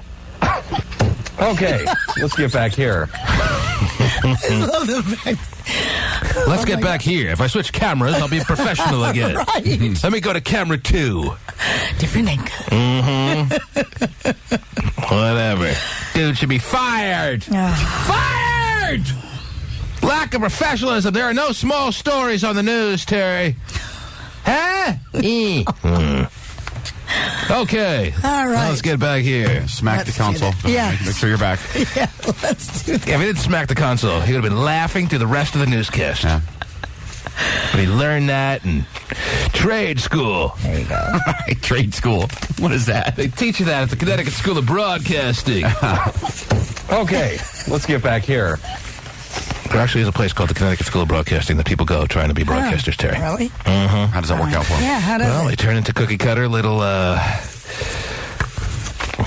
field reporters most of the time. Wow. They go out and cover stories, pretty much like, I don't know, $50 a story, and they all sound the same, and they wonder what the hell happened to their lives and their tuition money. Wow. I think they know where the tuition money is. That's funny. Yes. Oh, goodness. Now, I got a whole bunch of emails that I'd like to get to at some point, Terry. Okay. I don't know which one interests you the most. There's a dude who sent in a email asking the question of how guilty he should be that he had sex with a stripper at his bachelor party, and he's due to get married in a couple of weeks. Really? His wife-to-be was kind of on the fence altogether about the thought of the bachelor party, but then obviously decided it was the right move to cave and give her husband-to-be and his friends the Vegas bachelor party that they so desperately sought after. And now he's back on the mainland, and he can't help but feel a level of guilt towards his fiancée because he had sex with a Vegas stripper. Because Vegas stripper is just synonymous, crafty way of saying prostitute, Terry. Yes, I understand. Depends how much cash you got on you. Right. Vegas hotel stripper easily morph into your prostitution kind of thing, into your Ashley Alexander Dupre, but in this case, you won't need $4,300. All you need is $300 or thereabouts. Oh. And then your stripper, all of a sudden, who wouldn't let you touch her when she's doing the show with her little female friend there in front of all your friends. Oh, you throw her $300. Oh, boy. And she is now the hooker to the stars. Wow. You're the star. And you are the star. Oh, wow. And he gets back on Southwest Airlines, traveling back to the mainland. And he's got a soul full of guilt, Terry. Yes, and he wants to know, he should. As he should? As he should. He does point out in trying to justify it all, it's not like I cheated on my wife. Oh, my gosh. Why is that always a justification? You're engaged. You have wedding plans. It doesn't matter. You're supposed to be in a committed relationship, right? Technically, and according to the world of semantics, Terry, he'd be accurate in saying he didn't cheat on his wife. All right? That's like saying that when you get married, Technically, you're still single at your bachelor party. All right? And it's your last hurrah. And there's something to be said about that. And it's your last chance to get it out of your system so you don't ever cheat during the 50-year marriage. If you get it out of your system on the week before you get married, then you won't feel any urges for 50 years. Oh, of course you wouldn't. That's right. Sounds great. But if you hold it all in? Hold it all in. If you suppress that thought of wanting to have sex with a stripper, then you're going to be like having this tug of war for the next 50 years of marriage. Making a lot of sense right now. I'm glad I am. Writing it down. You know I'm making sense. Okay, let's get back here. That's what he said when he got on the plane. When he was at the airport, he said, okay, let's get back here. Oh, he didn't cheat then. He's back to normal. Yes, so you're going to tell this man he should feel that much guilt that he's feeling and then some? Of course. Or, you know what, dude, it's okay. Just keep it to yourself. I'm sure she's got some secrets of her own. This just ties the score. Stop beating yourself up over it. Doesn't tie the score. I don't care. You can justify all you want. Blah, blah, blah, blah, blah. We've heard it all. You know what? It's a good thing he did it, because now if she screws up in their marriage, he could always throw at her, well, I cheated on you at the bachelor party with some dime store hoe bag. And it'll always come out in a fight. And that'll sound really effective when he has a fight with her in the future, Terry. And if she never does anything really bad, then he never has to bring it up. Until one day it comes out for whatever reason. Oh, it'll never come out. His drunk friends don't remember a damn thing. And they're not sure what really happened behind closed doors, because you don't really do it in front of your drunk friends, Terry. You go into the room. You know how this happens, Terry. You've been to many a man's bachelor party in Vegas. They have the big... You have it in a... You always get the Rio suite, Terry. You have the main living room area where the girls put on a show. All the rooms are suites. What a deal. Right. And all the rooms are suites. Yeah. And then you take the hooker / stripper of choice behind closed doors in one of the bedrooms, and none of your friends are really completely sure what truly happened back there. And you go first, dude. Yeah. Oh, jeez. So no one could truly rat you out with absolute certainty. So everything's cool. Blah, blah, blah, blah. Talk. Justify. Oh, Cheater. What the hell's wrong with you this morning? You're going crazy. It's just because I think that's ridiculous. Do you see that face on Terry Kim, ladies and gentlemen? Do you see this face on Terry Kim? Terry is actually losing it right now, live on the air. A lot of guys want her to do that on their another region. I say... I say another region because I think that's a good situation for every guy to be in because, as I said, that makes it makes things a little easier to deal with if she screws up in your marriage. If she screws up in your marriage, and let's say she has sex with the produce, she's gonna. Well, exactly. Let's say she covers a little insurance. Let's say she covers your ass. Let's say she has sex with the produce boy who's over the grapes. He's only 17, and she had sex with him 7 years into your marriage. She has sex with him because she wants to make you feel like you were boring, and she just lost it for a second, and she has to now confide in you as to what she did. Well, if you're mad about that, you just throw back in her face, all right, well, whatever. I had sex with the sleaziest, raunchiest hoe in Vegas, and you never even knew about it for 7 years of marriage, dummy. And she let me do it without a condom. And she could be, I could have a kid 6.5 years old right now for all I know, who's got raunchy stripper mom hovering all over him as we speak. So that's why I'm saying it's a little bit of insurance. So if your wife does you dirty in the marriage. The wife does you dirty. Who cares if you do her dirty another 50 times after? Because, you've gotten away with it at the bachelor party, so, temptation. Okay. You know I'm making perfect sense. This just provides you a little insurance. Yeah. If your wife screws up, and if she doesn't screw up and you have a happy marriage, you never bring it up. It's perfect. And you never really did anything that bad because a bachelor party is what a bachelor party is. Don't most guys do things that they don't want their wife to know at a bachelor party? You got to do something your wife is not going to be happy about at a bachelor party, so you might as well go the whole route. Okay, let's get back here. If you're going to do something, if something you do at the bachelor party is definitely going to piss off your fiance, you might as well go for the gusto. Okay, let's get back here. That's my philosophy. That's my theory. Take it or leave it. Leave it. Well, Terry's advice to you is to leave it. And I say, put some real cool cheating stories in the bank. That's insurance. So if she ever screws up during the marriage, it's not going to feel so bad. You're going to be like, all right, yeah, she did me wrong, but I did her wrong a long time ago. So there. See, makes sense, doesn't it? Doesn't it? Come on! You love my logic. I don't. I know you love my logic. No, I know my logic's making perfect sense. It's not. I'm not saying to do it during the newlywed phase. I'm saying to do it in the final days before marriage. Because technically it's not cheating on your wife. Oh, jeez. And then 10 years. You're always worried about 10 years. 10 years, nothing. Well, you're the one who's banking the cheating for the prospect that in the future that she's going to do you wrong. So why am I? What's wrong with me? Becomes a valuable tool if you ever need it. To make her feel like she didn't really wound you that bad. No one wants anyone to feel like they got wounded bad by someone. If this guy does nothing, let's say this guy sits in the corner of his own bachelor party and does what his girlfriend would deem as the right way to behave. Then she goes out 7 years, maybe even 2 years, who knows how quickly in their marriage, and has sex with some random guy X. All right? With a huge donger. Whoa. She's got just this massive weenus, Terry, and she... I heard that about Guy X. And through tears, she tells him about it. Well, that's going to wound that man, but not as much. And it was bigger than yours. It's maybe if you paid more attention to me, well, it's going to hurt a lot less. It'll hurt a lot more. Let me put it this way. It'll hurt a lot more if you behaved oh so well because you were trying to do oh so right by your...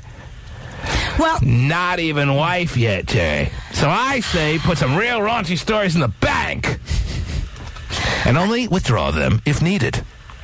I think that every woman who even, talks about a bachelor party with her fiance and a bachelorette party with, same thing. If that's going to be the case, then you have to understand that the very, very same thing can happen to you. And every guy is aware that's a possibility. And I know what kind of things go on at girls' bachelorette parties. They're just as bad, if not worse, than what goes on at men's bachelor parties. I mean, most girls get stupid and run around town with the tiara on and annoying people at the club and everything. And that's just silly. And are probably not going to cheat with the male stripper or anything.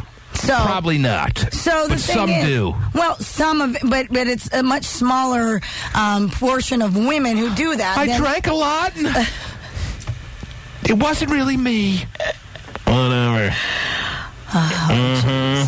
I got a lot of ST mail. I just think that if you go into the marriage with that in your bank, it's not good for your marriage. Whatever.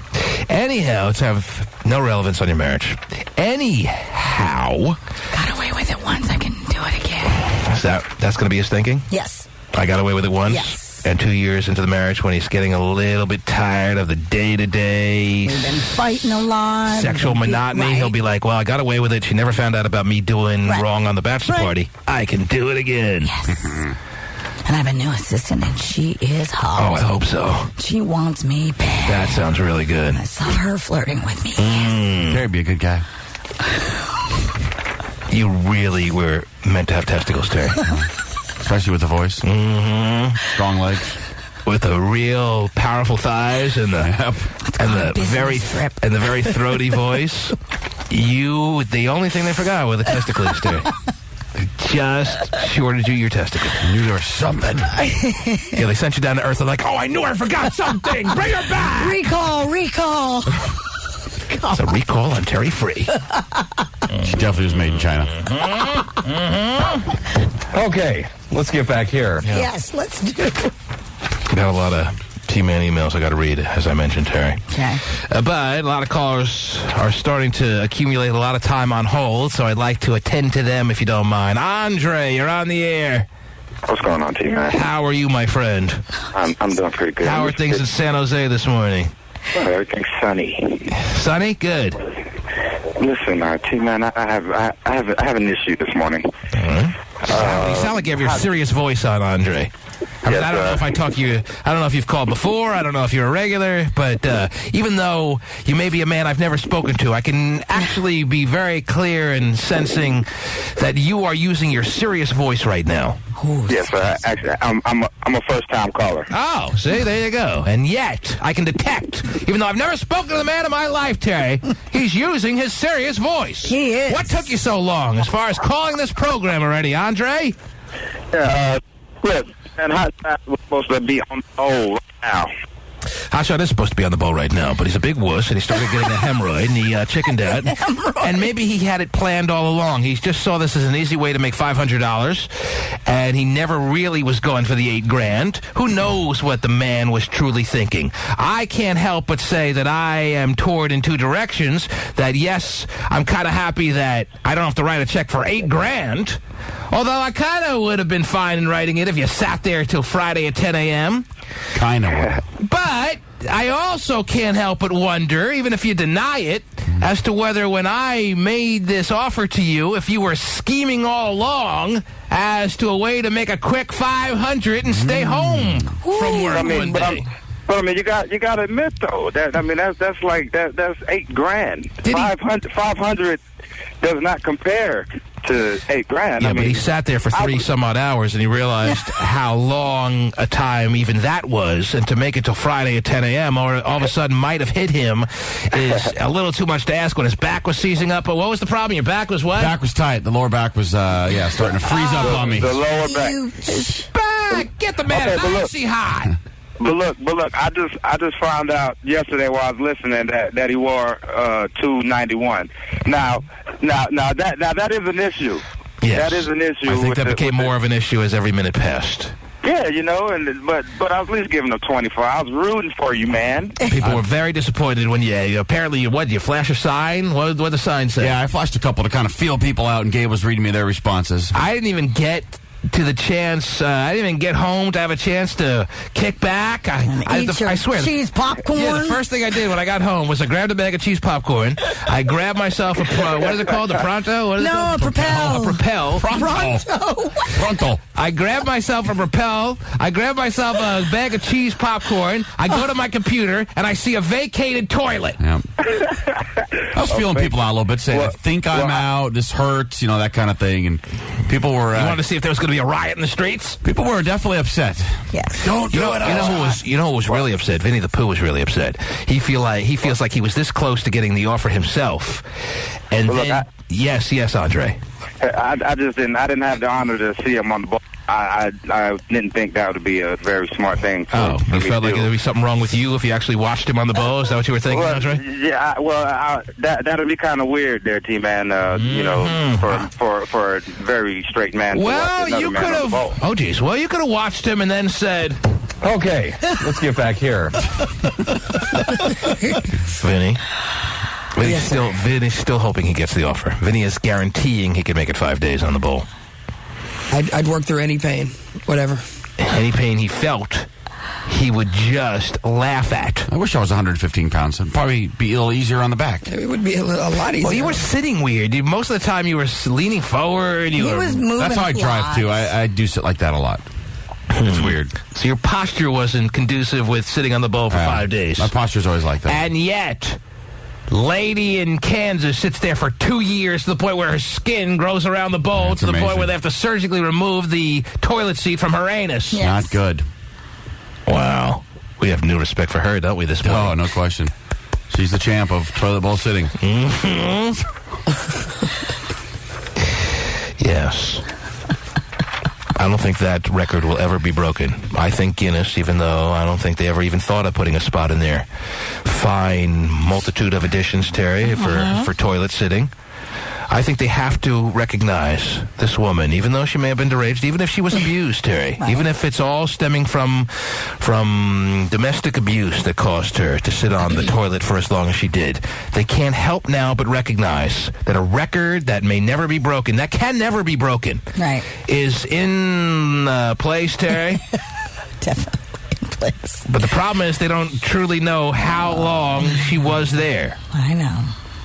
There was no Xing off on a calendar. Right. They suggest that she might have been there upwards of 2 years. Yes. Hotshot complained about being there 3-some-odd hours. Right. She was there upwards of 2 years. Yeah. And your back seized up on you. It did, yes. I don't think they're going to encourage that sort of behavior to see if it'll be broke. I know. Danya, you're on the air in Fort Lewis. Good morning. Good morning. The number to call is 1-866-663-T-MAN. That's 1-866-663-8626. And Danya is on the line. What area code is 404? That's Georgia. Georgia. So you're stationed in Fort Lewis, but you're from the state of Georgia, or what? No. Oh. I was down there, too. Oh. Somebody gave you a cell phone from down there that wanted to keep in touch with you. Is that fair to say, or? That's true. It's my cousin, Stacy. Oh, your cousin. That's how you do it in Georgia, huh? Yep. Right. And what can we do for you, Danya? I just had, with you saying, like, to bank, that wouldn't fly either, because I truly believe that men couldn't handle half the stuff they do to us if we did it to them. Right. And no one's going to argue with that. Men are the first to admit that they would never want thrown back at them the things that they sometimes do. The things that we sometimes do as men, we would never want to find out that you did to us. No one's going to fight that, which is why I suggest, because women are doing things like that and worse, more and more every day to the men that they love, which is why I suggest it may take some of the sting out of it. Like a bad sunburn, Terry, taking a little of the sting out of it is what needs to transpire. So if you could take a little of the sting out of it before it even happens and put a story like this in the bank that you could not only throw back at her if she's to tell you about what she did to you in a callous fashion.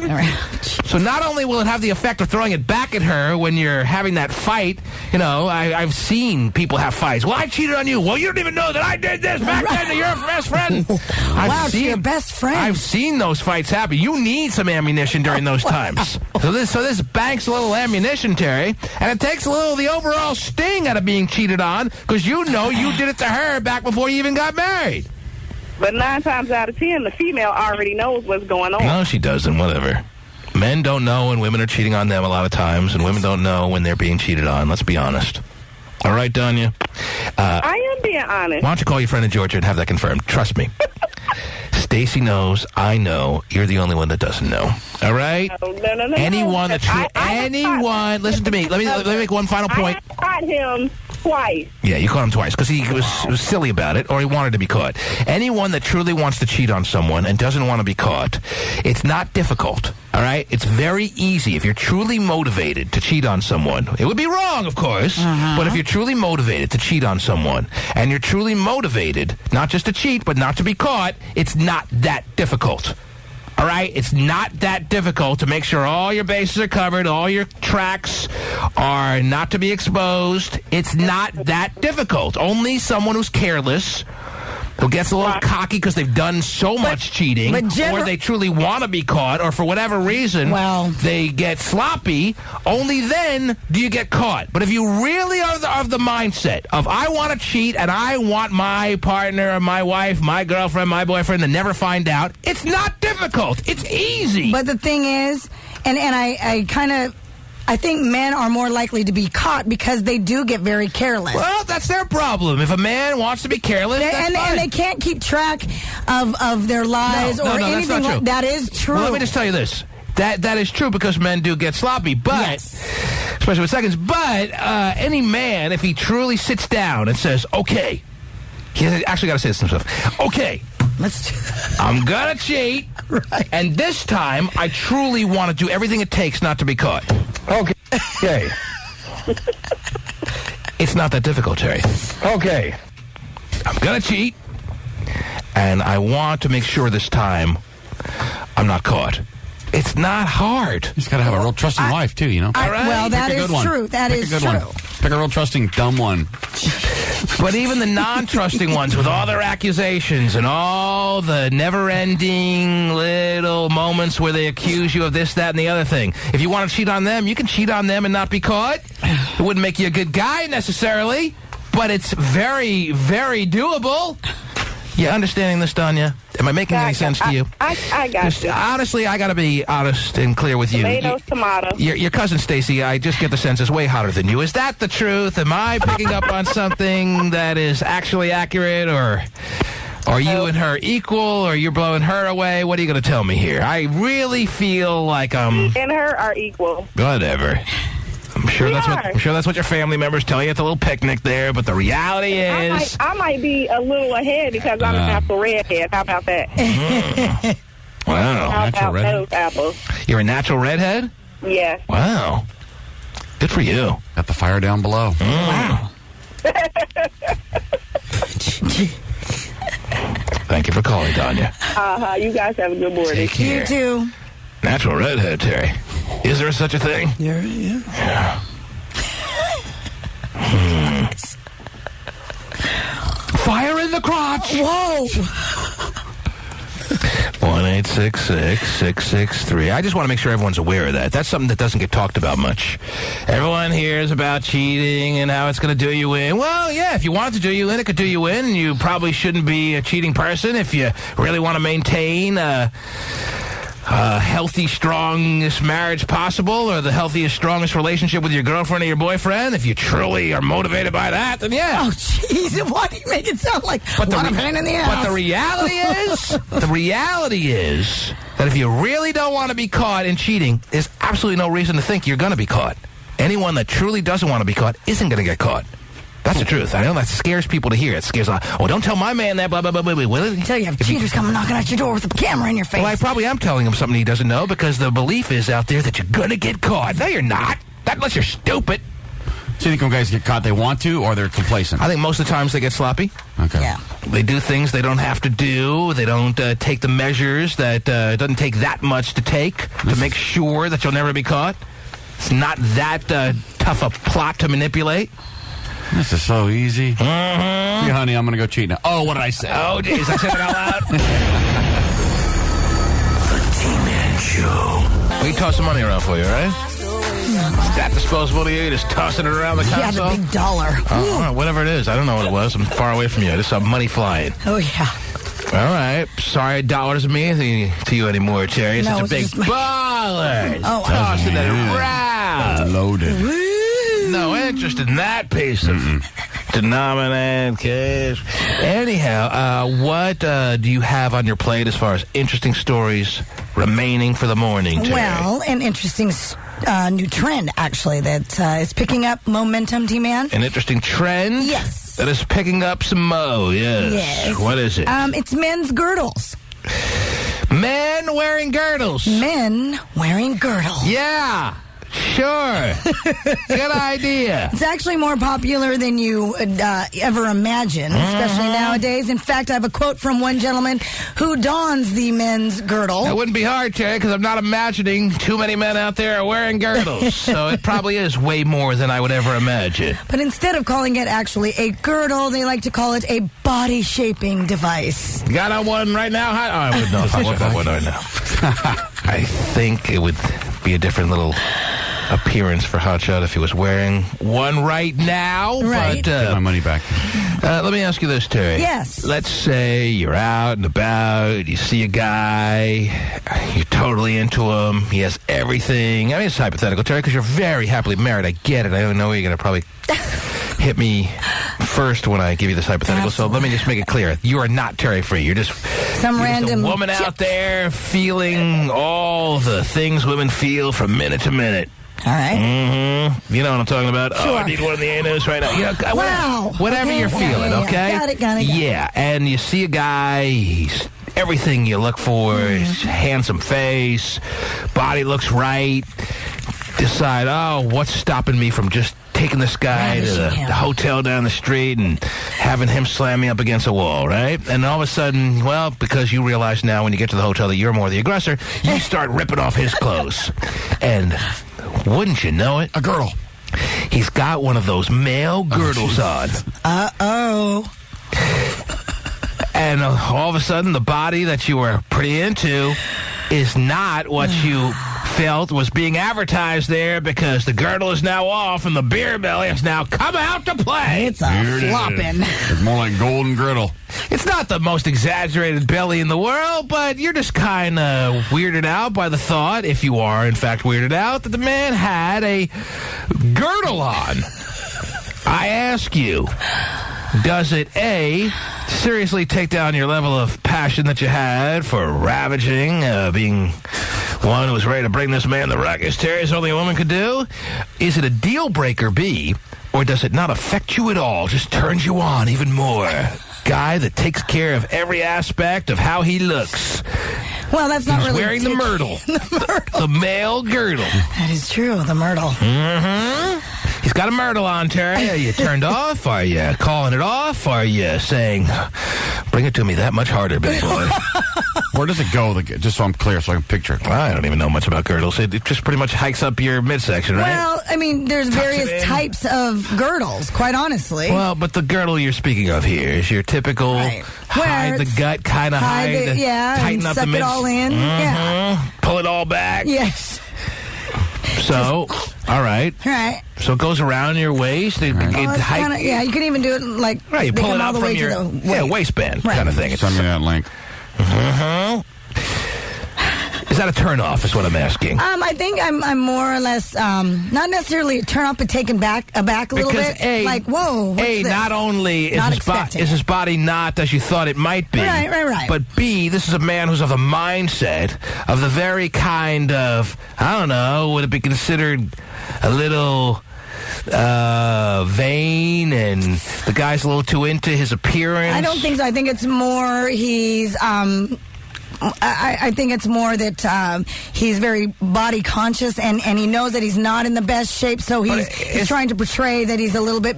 Is that a turnoff? A guy who's so body conscious, who knows there's things he can do. Hey, if a man wore makeup, it could cover up some of his bad skin, Terry. Right. The guy who does that, is it a little prissy? Is it a little metrosexual? Is it a little... I'm not turned off. I think that it at least shows me that he's vulnerable as well, so... Whatever. I think the average girl is turned off by the man wearing the myrtle. Well, all right. Because it presents a certain state of mind that women I don't think want in the more masculine kind of guys. Well, here is a quote from a 26-year-old man who wears a myrtle. I'm wearing my beer gut proudly if I have one, Terry, all right? Now, I don't have one, of course. But if I have a big gut, I'm proud of it, or at least too proud to put on a myrtle. Well, so I can hide it when I go out.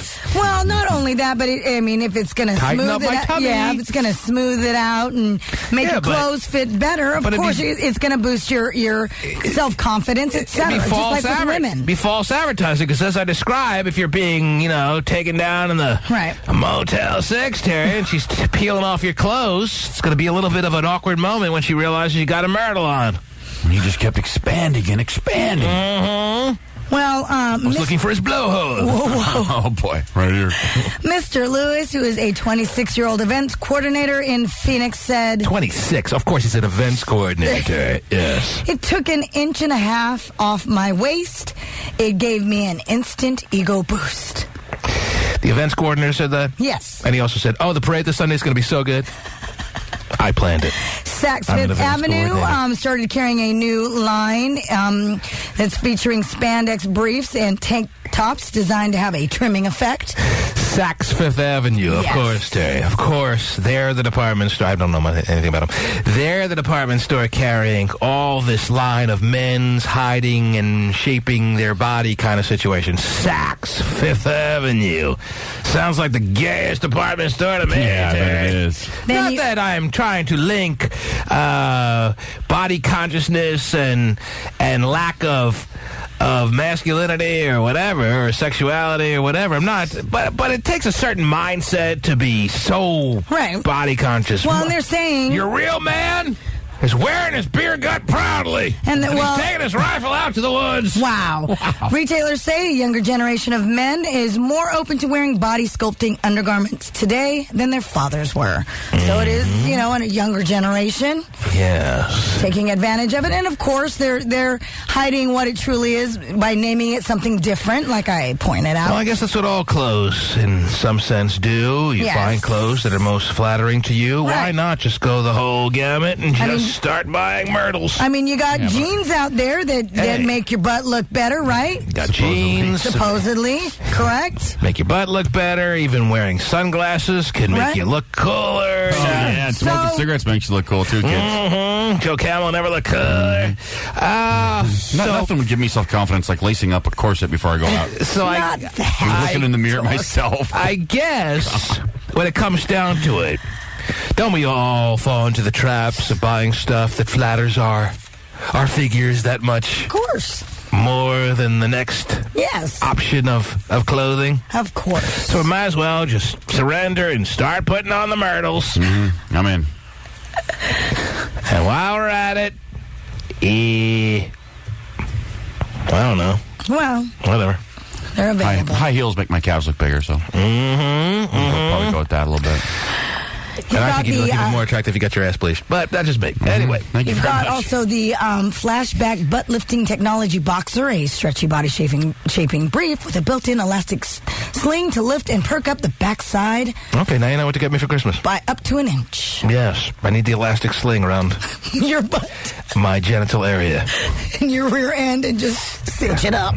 I want to lift and separate. When I get ready for work, I want to throw it in an elastic sling, Terry. Lift and separate.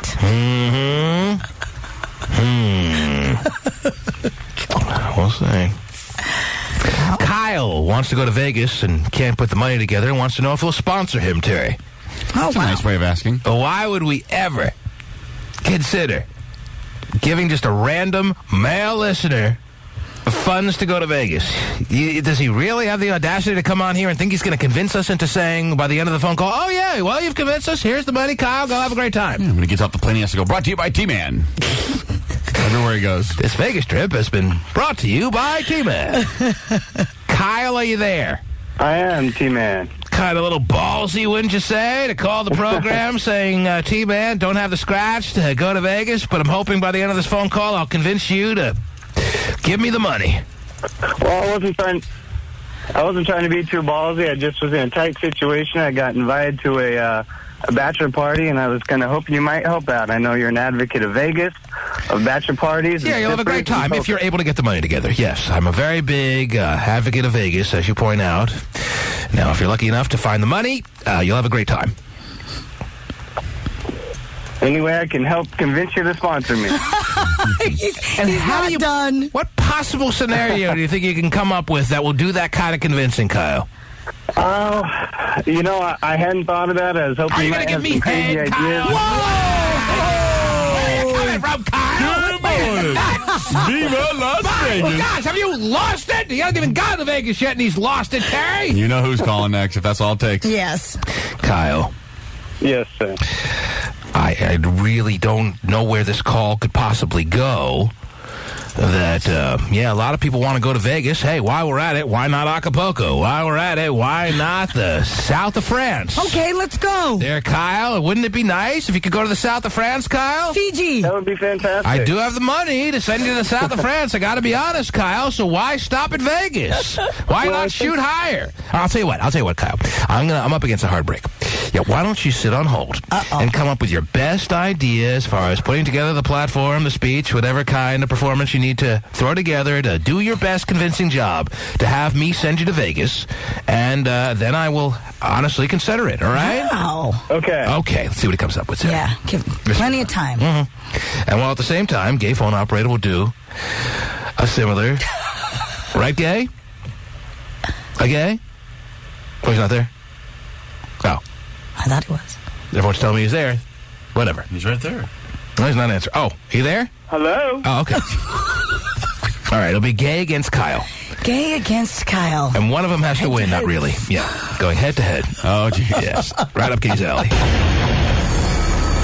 The T-Man Show. Terry, I got Kyle and Gay ready to give their proposal as to why they should be sent to Vegas free of charge. I know you're excited about that. Decide between those two. One up choosing John. And I got a guy named Vinnie on the line who showed up at work just now, still drunk from St. Patrick's Day, which obviously was yesterday, last night, overnight, this morning, still in his mind. And because he showed up still so trashed, he just got fired already. The workday has barely begun. And Vinny wants us to know that because he showed up work still sloshed from last night's festivities, that he's already been fired to begin his day after St. Patrick's Day. Right. You want to talk to Vinny first? Absolutely. Find out if this is a true story. How could he be fired so damn quick? I mean, he work just has been clocked in, right? Most jobs have been open now, as far as the day's concerned, for 6 minutes. And he already found a way to get canned. Am I hearing this right, Vinny? Hey, T-Man. Yes, Vinny. The problem was that I called in sick Friday because I was over Friday, too. So, yeah, well, Thursday was a holiday as well. It's called Thursday. Yeah, and this was a holiday, too, I guess. But this morning you showed up because you didn't want to take another sick day. No one would buy that. Oh, my district manager called me and was like, hey, what's going on? And he woke me up, actually. Oh, so you didn't even go to work. I heard the story. I thought you showed up at work and you showed up so drunk that you got fired. I have not even gone into work yet. But you may not have to because the word is you've been fired, or no? Oh, probably when your district manager calls you and tells you what the hell's going on, I think I'm fired. And then my general manager calls me. And the problem is, T-Man, I'm still kind of hungover. All right, but you haven't officially gotten the word that you've been fired yet. I was told. I called into work trying to call in sick. After my district manager called me, it's a female too. Yeah, she goes, she should know better. She knows that you'll... Oh yeah, she's got little man syndrome. Yeah. Oh, she's got little man syndrome, Terry. These women in power, let me tell you, they got to flex their muscle all the time. Oh yeah, to show that they won't be walked all over. Kegel. It's unnecessary. They got to do that muscle. Yeah, they got to do a little Kegel exercise. You just can't handle it. Clamping down on Vinny this morning with her little strong vagina muscles, and it's really unnecessary, Terry. Here's a guy who reasonably went out last night. Instead of showing up at work a little bit unprepared, he's going to take a couple extra hours, get himself to work, and put in a more productive day than if he would have showed up at 9 o'clock. Right? Were you planning not to go to work at all today, or what? I thought I was going to be able to wake up, but then I woke up like an hour after. You can't sit in here.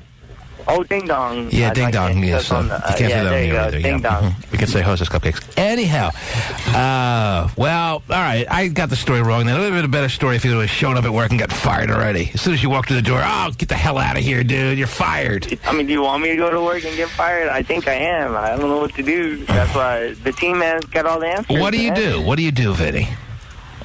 Yeah, what should I do? What kind of job do you do that you're missing right now? Sure. All of corporate America is collapsing as we speak, Terry, because Vinnie has not shown up to do his duties. Somebody call Forbes right now. Go ahead, Vinnie. What do you do? I'm in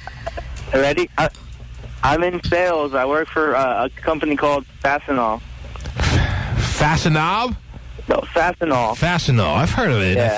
I don't know what the hell it is, but I think I've heard of it. Okay. And isn't there a fashion knob or a fastenal? Yeah, clothing. There's like clothing. Vagisil. That's what he said the first time.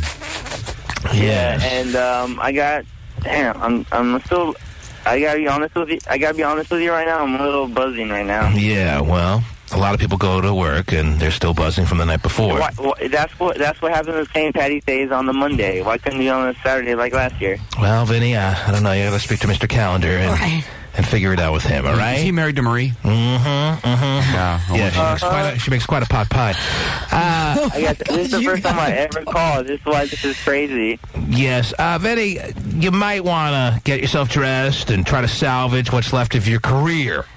All right? Yeah. I know they had such high hopes for you as far as advancement. I got a degree and all that good stuff. Yeah, well, that's a good thing to have. Yeah, I'm sure they had big prospects as far as your advancement, as far as being a corporate manager and maybe exactly. CFO, CEO. The corporate rungs were just there waiting for Vinnie to climb them, Terry, and he had to drink too much on St. Patrick's Day and ruin it for himself. Yep. Exactly. You don't sound like the kind of guy who might have been stuck in neutral the rest of your career there, Vinnie. You had such potential. You had to go blow it all. I could have had it all, right? Yes, I believe it. Okay. Vinnie? Yes, sir. Yes. If you get fired today, I'm sure there's because 16... You know what? One of my friends called me last night and told me we only live once. And I went out because of that. And that's all it takes. One of your buddies to say, you only live once. Really? Exactly. Oh. And I said, I'll be right over. Really? I said, I think we do only live once. See, Vinnie, I'm at Denny's right now figuring out how I'm going to get to work. It's that kind of thinking out of the box that had everyone at your office thinking you were going to be a manager at some point. And now to realize it's all gone by the wayside is really disappointing, not only for them, but for you and for us. And everyone's shocked that you could throw it all away like this, Vinnie, when you had such unlimited potential. You only live poor and unemployed once. Can make the most of it. It's amazing how easy it is to get one of your buddies to go out when he might have been, quote-unquote, on the fence. Yeah. Hey, dude, you only live once? Oh, okay, start the car. I got to work tomorrow. What do you think? Yeah, but, I mean, penny saved is a penny earned. Where's my keys? You can say anything. Yeah. Twist away on the old arm, please. So you're not going to go out? Where's my shoes? Hey, I'm calling you because I heard you were thinking about I can't find my wallet. I'm going. Where are we meeting? You need a little coaxing? I'm going to call my boss right now and tell him I'm out. Yeah. The word is Does she have a sister? Oh, jeez. Whoa, really? I don't know. And if they actually put up a fight for a second like this, I heard you're thinking of not going out today. I don't know. Where are we going? Banana. I heard you thinking of... Let's try one more time. Okay. Oh, never mind. You guys are... It's not working with me. You can say anything. My point was going to be, you can say anything to make them not go out here. Let's try one last time. All right. I heard you're thinking of not going out today. A banana. Oh, right. Oh, yeah. I'm in. Let's go right now. I'm ready. I'm ready. See how it's worth it, Terry? Yeah. It was so worth it. Yes. Kyle. Kyle. Yes, sir. Oh. Still think we're going to send you to Vegas? What was that? Still hoping, thinking, dreaming we're going to send you to Vegas? Is that the deal? Still praying. I would love to support my buddy Scuba Steve on his bachelor party. Yes. Scuba Steve? You enjoyed it in the late 90s Adam Sandler movie, the Scuba Steve reference. Why not just hang on to it forever? Kyle, could you come up with a presentation as we asked you to do as to why we should send you to Vegas? Then after you're a little bit more humiliated, we'll tell you no and we'll move on. Yeah, go ahead, Kyle. What I was thinking is because Gay would like to go as well, I would like to challenge him to a stair climbing challenge. I'm assuming within... Within your building, there's a nice long stairwell. Okay. I thought you were going to embarrass yourself, Kyle, but apparently you outsmarted us. Well done. I tried to avoid it. Yes. Well, tell Scuba Steve the bad news. Oh, but sir. And of course he'll tell you, he'll say you only live once, and Kyle will say, oh, look what I found out on my mattress. $5, I'm in. Book me in a room in the Sahara, I'm good. Okay? Kyle, good luck to you. All right, thank you. All right. Yeah. I mean, I don't get it. Right. And you're still holding on. Why? Good morning. Yes, Kay, we've already gotten our good mornings from you. Well, it's always a good morning with me. Mm-hmm. Usually. Sometimes. Why are you holding on still, Gay? Because you told me I had to come up with a proposal why I should go to Vegas. Oh, you thought I was serious about that? Yeah. You didn't actually come up... with me one more time. You didn't actually come up with a proposal, did you? Well, I came up with 4 little bullet points. 4 little bullet points. He loves bullet points. All right, let's hear the 4 little bullet points real quick. Okay, the first one, and don't interrupt me. First one, it would make John mad. That would be the best. But it'd make you extra mad if I gave this trip that you're looking for to John, so... the likelihood is he gets it and you don't. But go ahead, yeah. Mm-hmm. Yeah, it would make me very mad. Yeah. Number 2 is I deserve it. Yeah, I contribute a lot. Number 3, if hot guys called me at 206-903-6969, they could go with me. And number 4 is it would make John mad. Oh, so John mad twice. Yeah. Very, very little bullet points, Terry. Yeah. No, they're big. Okay. Oh, look, I'm showing them on Terry Cam. Mm-hmm. I wrote them out. Wonderful. There they are. Thank you, Gay. Can I go? Huh? Can I go? No. Well, I mean, you can go. I can't. Vegas is wide open for all the world to enjoy, okay? Will you send me? Yeah, right. Patrick, you're on the air. Hello. Hey, what's going on, T-Man? What's going to get out of... What a gay phone operator get out of Vegas? I don't know. He doesn't gamble. He doesn't do anything that Vegas is all about. I understand. He just wants anything for whatever reason. Yes, I'm sorry, Patrick. Go ahead. Oh, no, man. I just really need your help really bad, man. All right, so check it out. We went out for St. Patty's Day last night, man. Partied all night, dude. I just got home right now. I got a final. I got finals all day today. And the problem is my dad, called me 5 times last night trying to ask me why am I not home sleeping for my final, you know. He's helping me out with school. And I'm just trying to have a good time, man, for St. Patty's. I got to live it up, man. Yeah. Well, you only live once, so enjoy that. Finals all day. Yeah. What finals you got? Big liar. What finals you got today? I got communications. I got sociology. Wow. And I got library final. And a library final? Yeah. How do you check out a book? One question. And where do you go to school? Cal State East Bay. Yeah, no, they're giving you the communications final that you're supposed to take in, 10th grade? And the English and library. Recess and lunch will be tomorrow. Those finals are really difficult. All right, well, good luck to you, man. All right, thanks. All right, take care. Library final. That sounds easy. Yeah, get guys to try to make up stories on the fly. That's how we talked about earlier why guys get caught cheating and women don't. I know. Put them out on the spot, try to get them to make up what should be reasonably easy story to come up with. All he's got to do is come up with one of a million subjects that actually is given in many a college across the country. Yes. Couldn't come up with anything. I know. My library final. Right now he's saying to himself, did I say library? What am I doing? Why did I say that?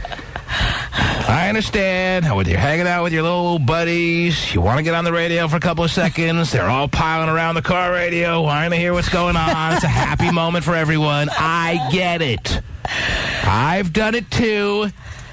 It's a lot of fun.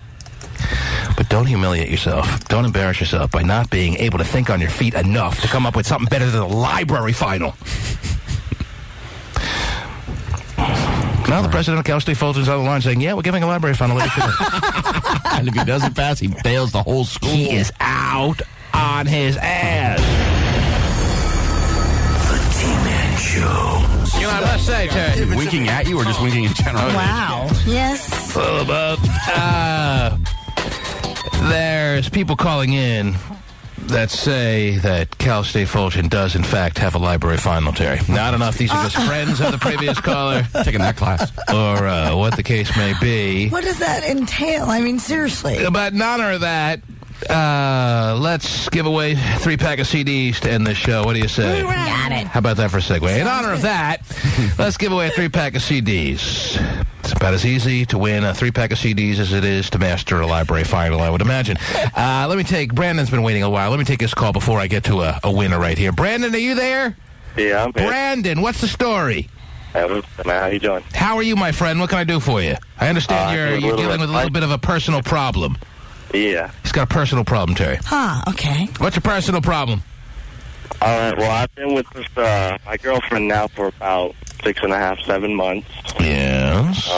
I happened to get her pregnant. Oh, jeez. He happened, by osmosis, Terry, to get her pregnant. Just makes it all casual. I happened to get her pregnant. Yeah, just by chance. I don't know how it worked out that way, but I happened to get her pregnant. So they had sex, right?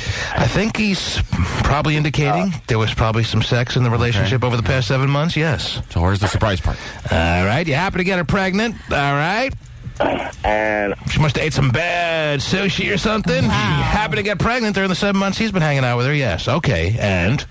She's about a month now, and I personally don't know what to do because we keep fighting left and right. And if you're fighting, you got to move on. I mean, I want to father this child with you, baby, but if you have a tendency to get a little moody, then I don't think I can make this happen. a little moody. If you have a tendency to get in a bad mood from time to time, how do you expect me to stick around and be a dad to this child? It's over. Yeah. So that's what you're evaluating right now, whether you should hang around? Is that where you're at right now, Brandon? Yeah, basically, but yes. It's like... Terry's been on the other end of that a couple of times in her days and her travels. The man contemplating his next move, and she remembers how this movie turns out. Mm-hmm. Yeah. Brandon, you've been... How far along is she? Just a month along, did you say, or how far along? Yeah, just got her tested yesterday at the clinic, and they said about 4 weeks. 4 weeks, wow. She found out pretty quick. Got her tested. Mm-hmm. And now comes the decision-making process as to how involved do you want to be in this situation. And you've been fighting a lot, so that has to be factored in. Gee, hormones are raging. What did you say? Over stuff that really isn't... That word on the air, man. You can't say that word on the air. I had to dump that. All right, he's getting in fights with her all the time over little stuff. Well, she's a little emotional, going through some things. He meant to say stuff, little stuff that really doesn't mean anything they're fighting over. Right. It's amazing. He's apparently the guy who's getting in fights with his girlfriend over little stuff. He's the one. Just him. Finally, we found him. Yeah, I was wondering where that guy is. I heard about this one guy out there who's getting in fights that really aren't necessary with his girlfriend, Terry. Yeah, leaving the cupboard open, that kind of thing? Mm-hmm. Jeez. Got it. Doing heroin in the garage, that kind of thing? How old are you, Brandon? Popping pills. 20. You're 20, yeah. You're a little bit unprepared for this kind of serious aspect of life. And he's looking to bail, Terry. He's looking to bail. And he's looking for the nearest hill to bolt to. Can you feel it? Well, the hills have eyes, my friend. I just want what's best for the baby, you feel me? You what? Just what? He wants what's best for the baby. Best for the child. He wants to what? What's best for the child? What's the best for the child? And you're starting to rationalize that the child will be better off without you? Is that where you're coming from? Because, I mean, if you're really, truly interested in what's best for the child, the likelihood is that the child would prefer to have two parents actively involved in its life. Yeah. So you may not want to throw that out there too loudly, you know what I'm saying? Because people will throw back at you if you say, I want what's best for the child. Well, then you have to stay around. And I don't feel like that's where you're leaning. I get the sense like you're trying to pull the ripcord pretty quick here. I mean, you just found out yesterday she's pregnant, and already it sounds like you got 1 foot out the door. Usually it takes a week or so to start putting that toe out the door and then make a run for it. You're already doing that like less than 24 hours after you found out she's pregnant. I wonder if you could buy a one-way ticket on Expedia to the hills. Mm-hmm. I can understand that, but... No return. How long have they been together again? They've been together 7 months, Terry. 7 months. Yeah, he got her knocked up pretty... We have nothing right now. Oh, jeez. You have nothing as far as, like, what? As, like, okay, for example, she didn't graduate high school, neither did I. She barely just got a job about a month ago. She's going to school now, basically getting a move on with her life.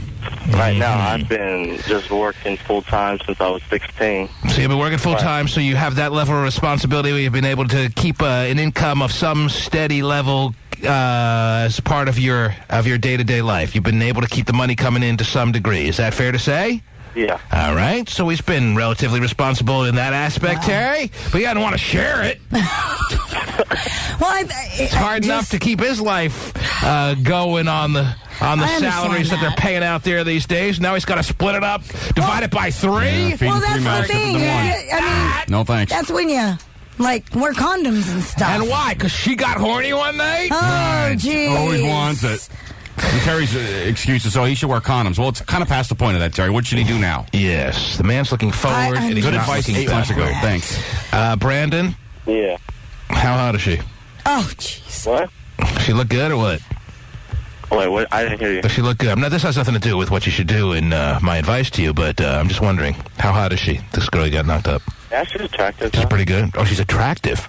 Wow, it's weird to hear a 20-year-old say that. Yeah. She's attractive. Right. Every time we go out, there isn't guys staring. You feel Well, you should let the guys have at her, and then you wouldn't be in this position. Wow. But you were probably all, getting in their pad, letting them know that you're the man. My girl. And now you wish maybe you'd been a little less pounding on your chest and keeping these guys away, because look where they're at, running wild in the streets, and you now have a lot of responsibility you're staring down, don't you? You can have her. Yeah, That's why you want to get right to Travelocity and destination the hills.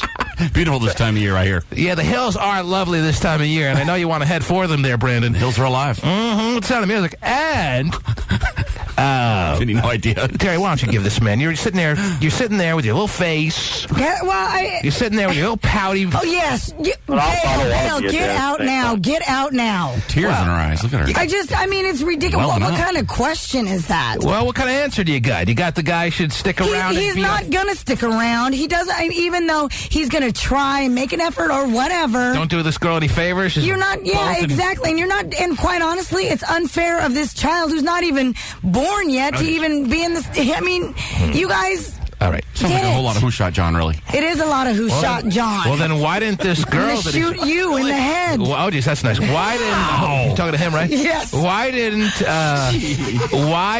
this girl? Oh, don't even go there. Why didn't they both take responsibility and make sure that this didn't happen? Well, she's her own last line of defense. That's the thing. I did.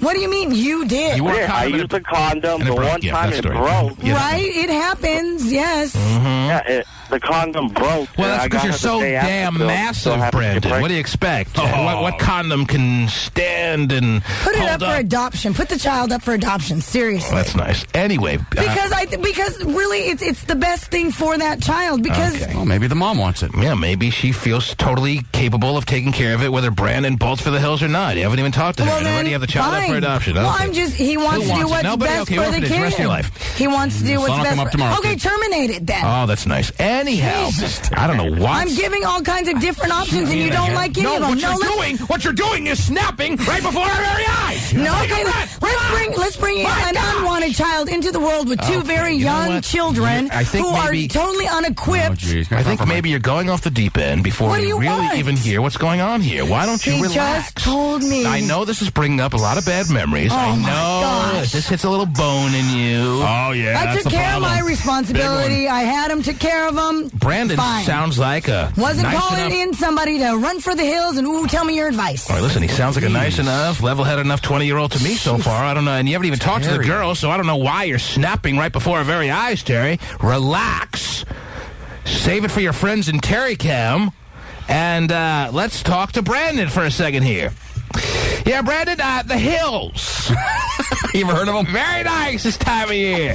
I wish I could do that. No, I know, Brandon. You want to be... Oh, he wishes he did. Well, Terry, hey, he didn't want to be in this point at 20. I understand that. Just because I understand anyone who goes out there and has sex doesn't deserve to be in this predicament that he's in right now. And I'm sorry you have to call it a predicament, but that's what it is right now. It's a life-changing situation, absolutely. And really, you're not prepared. But, I mean... Okay.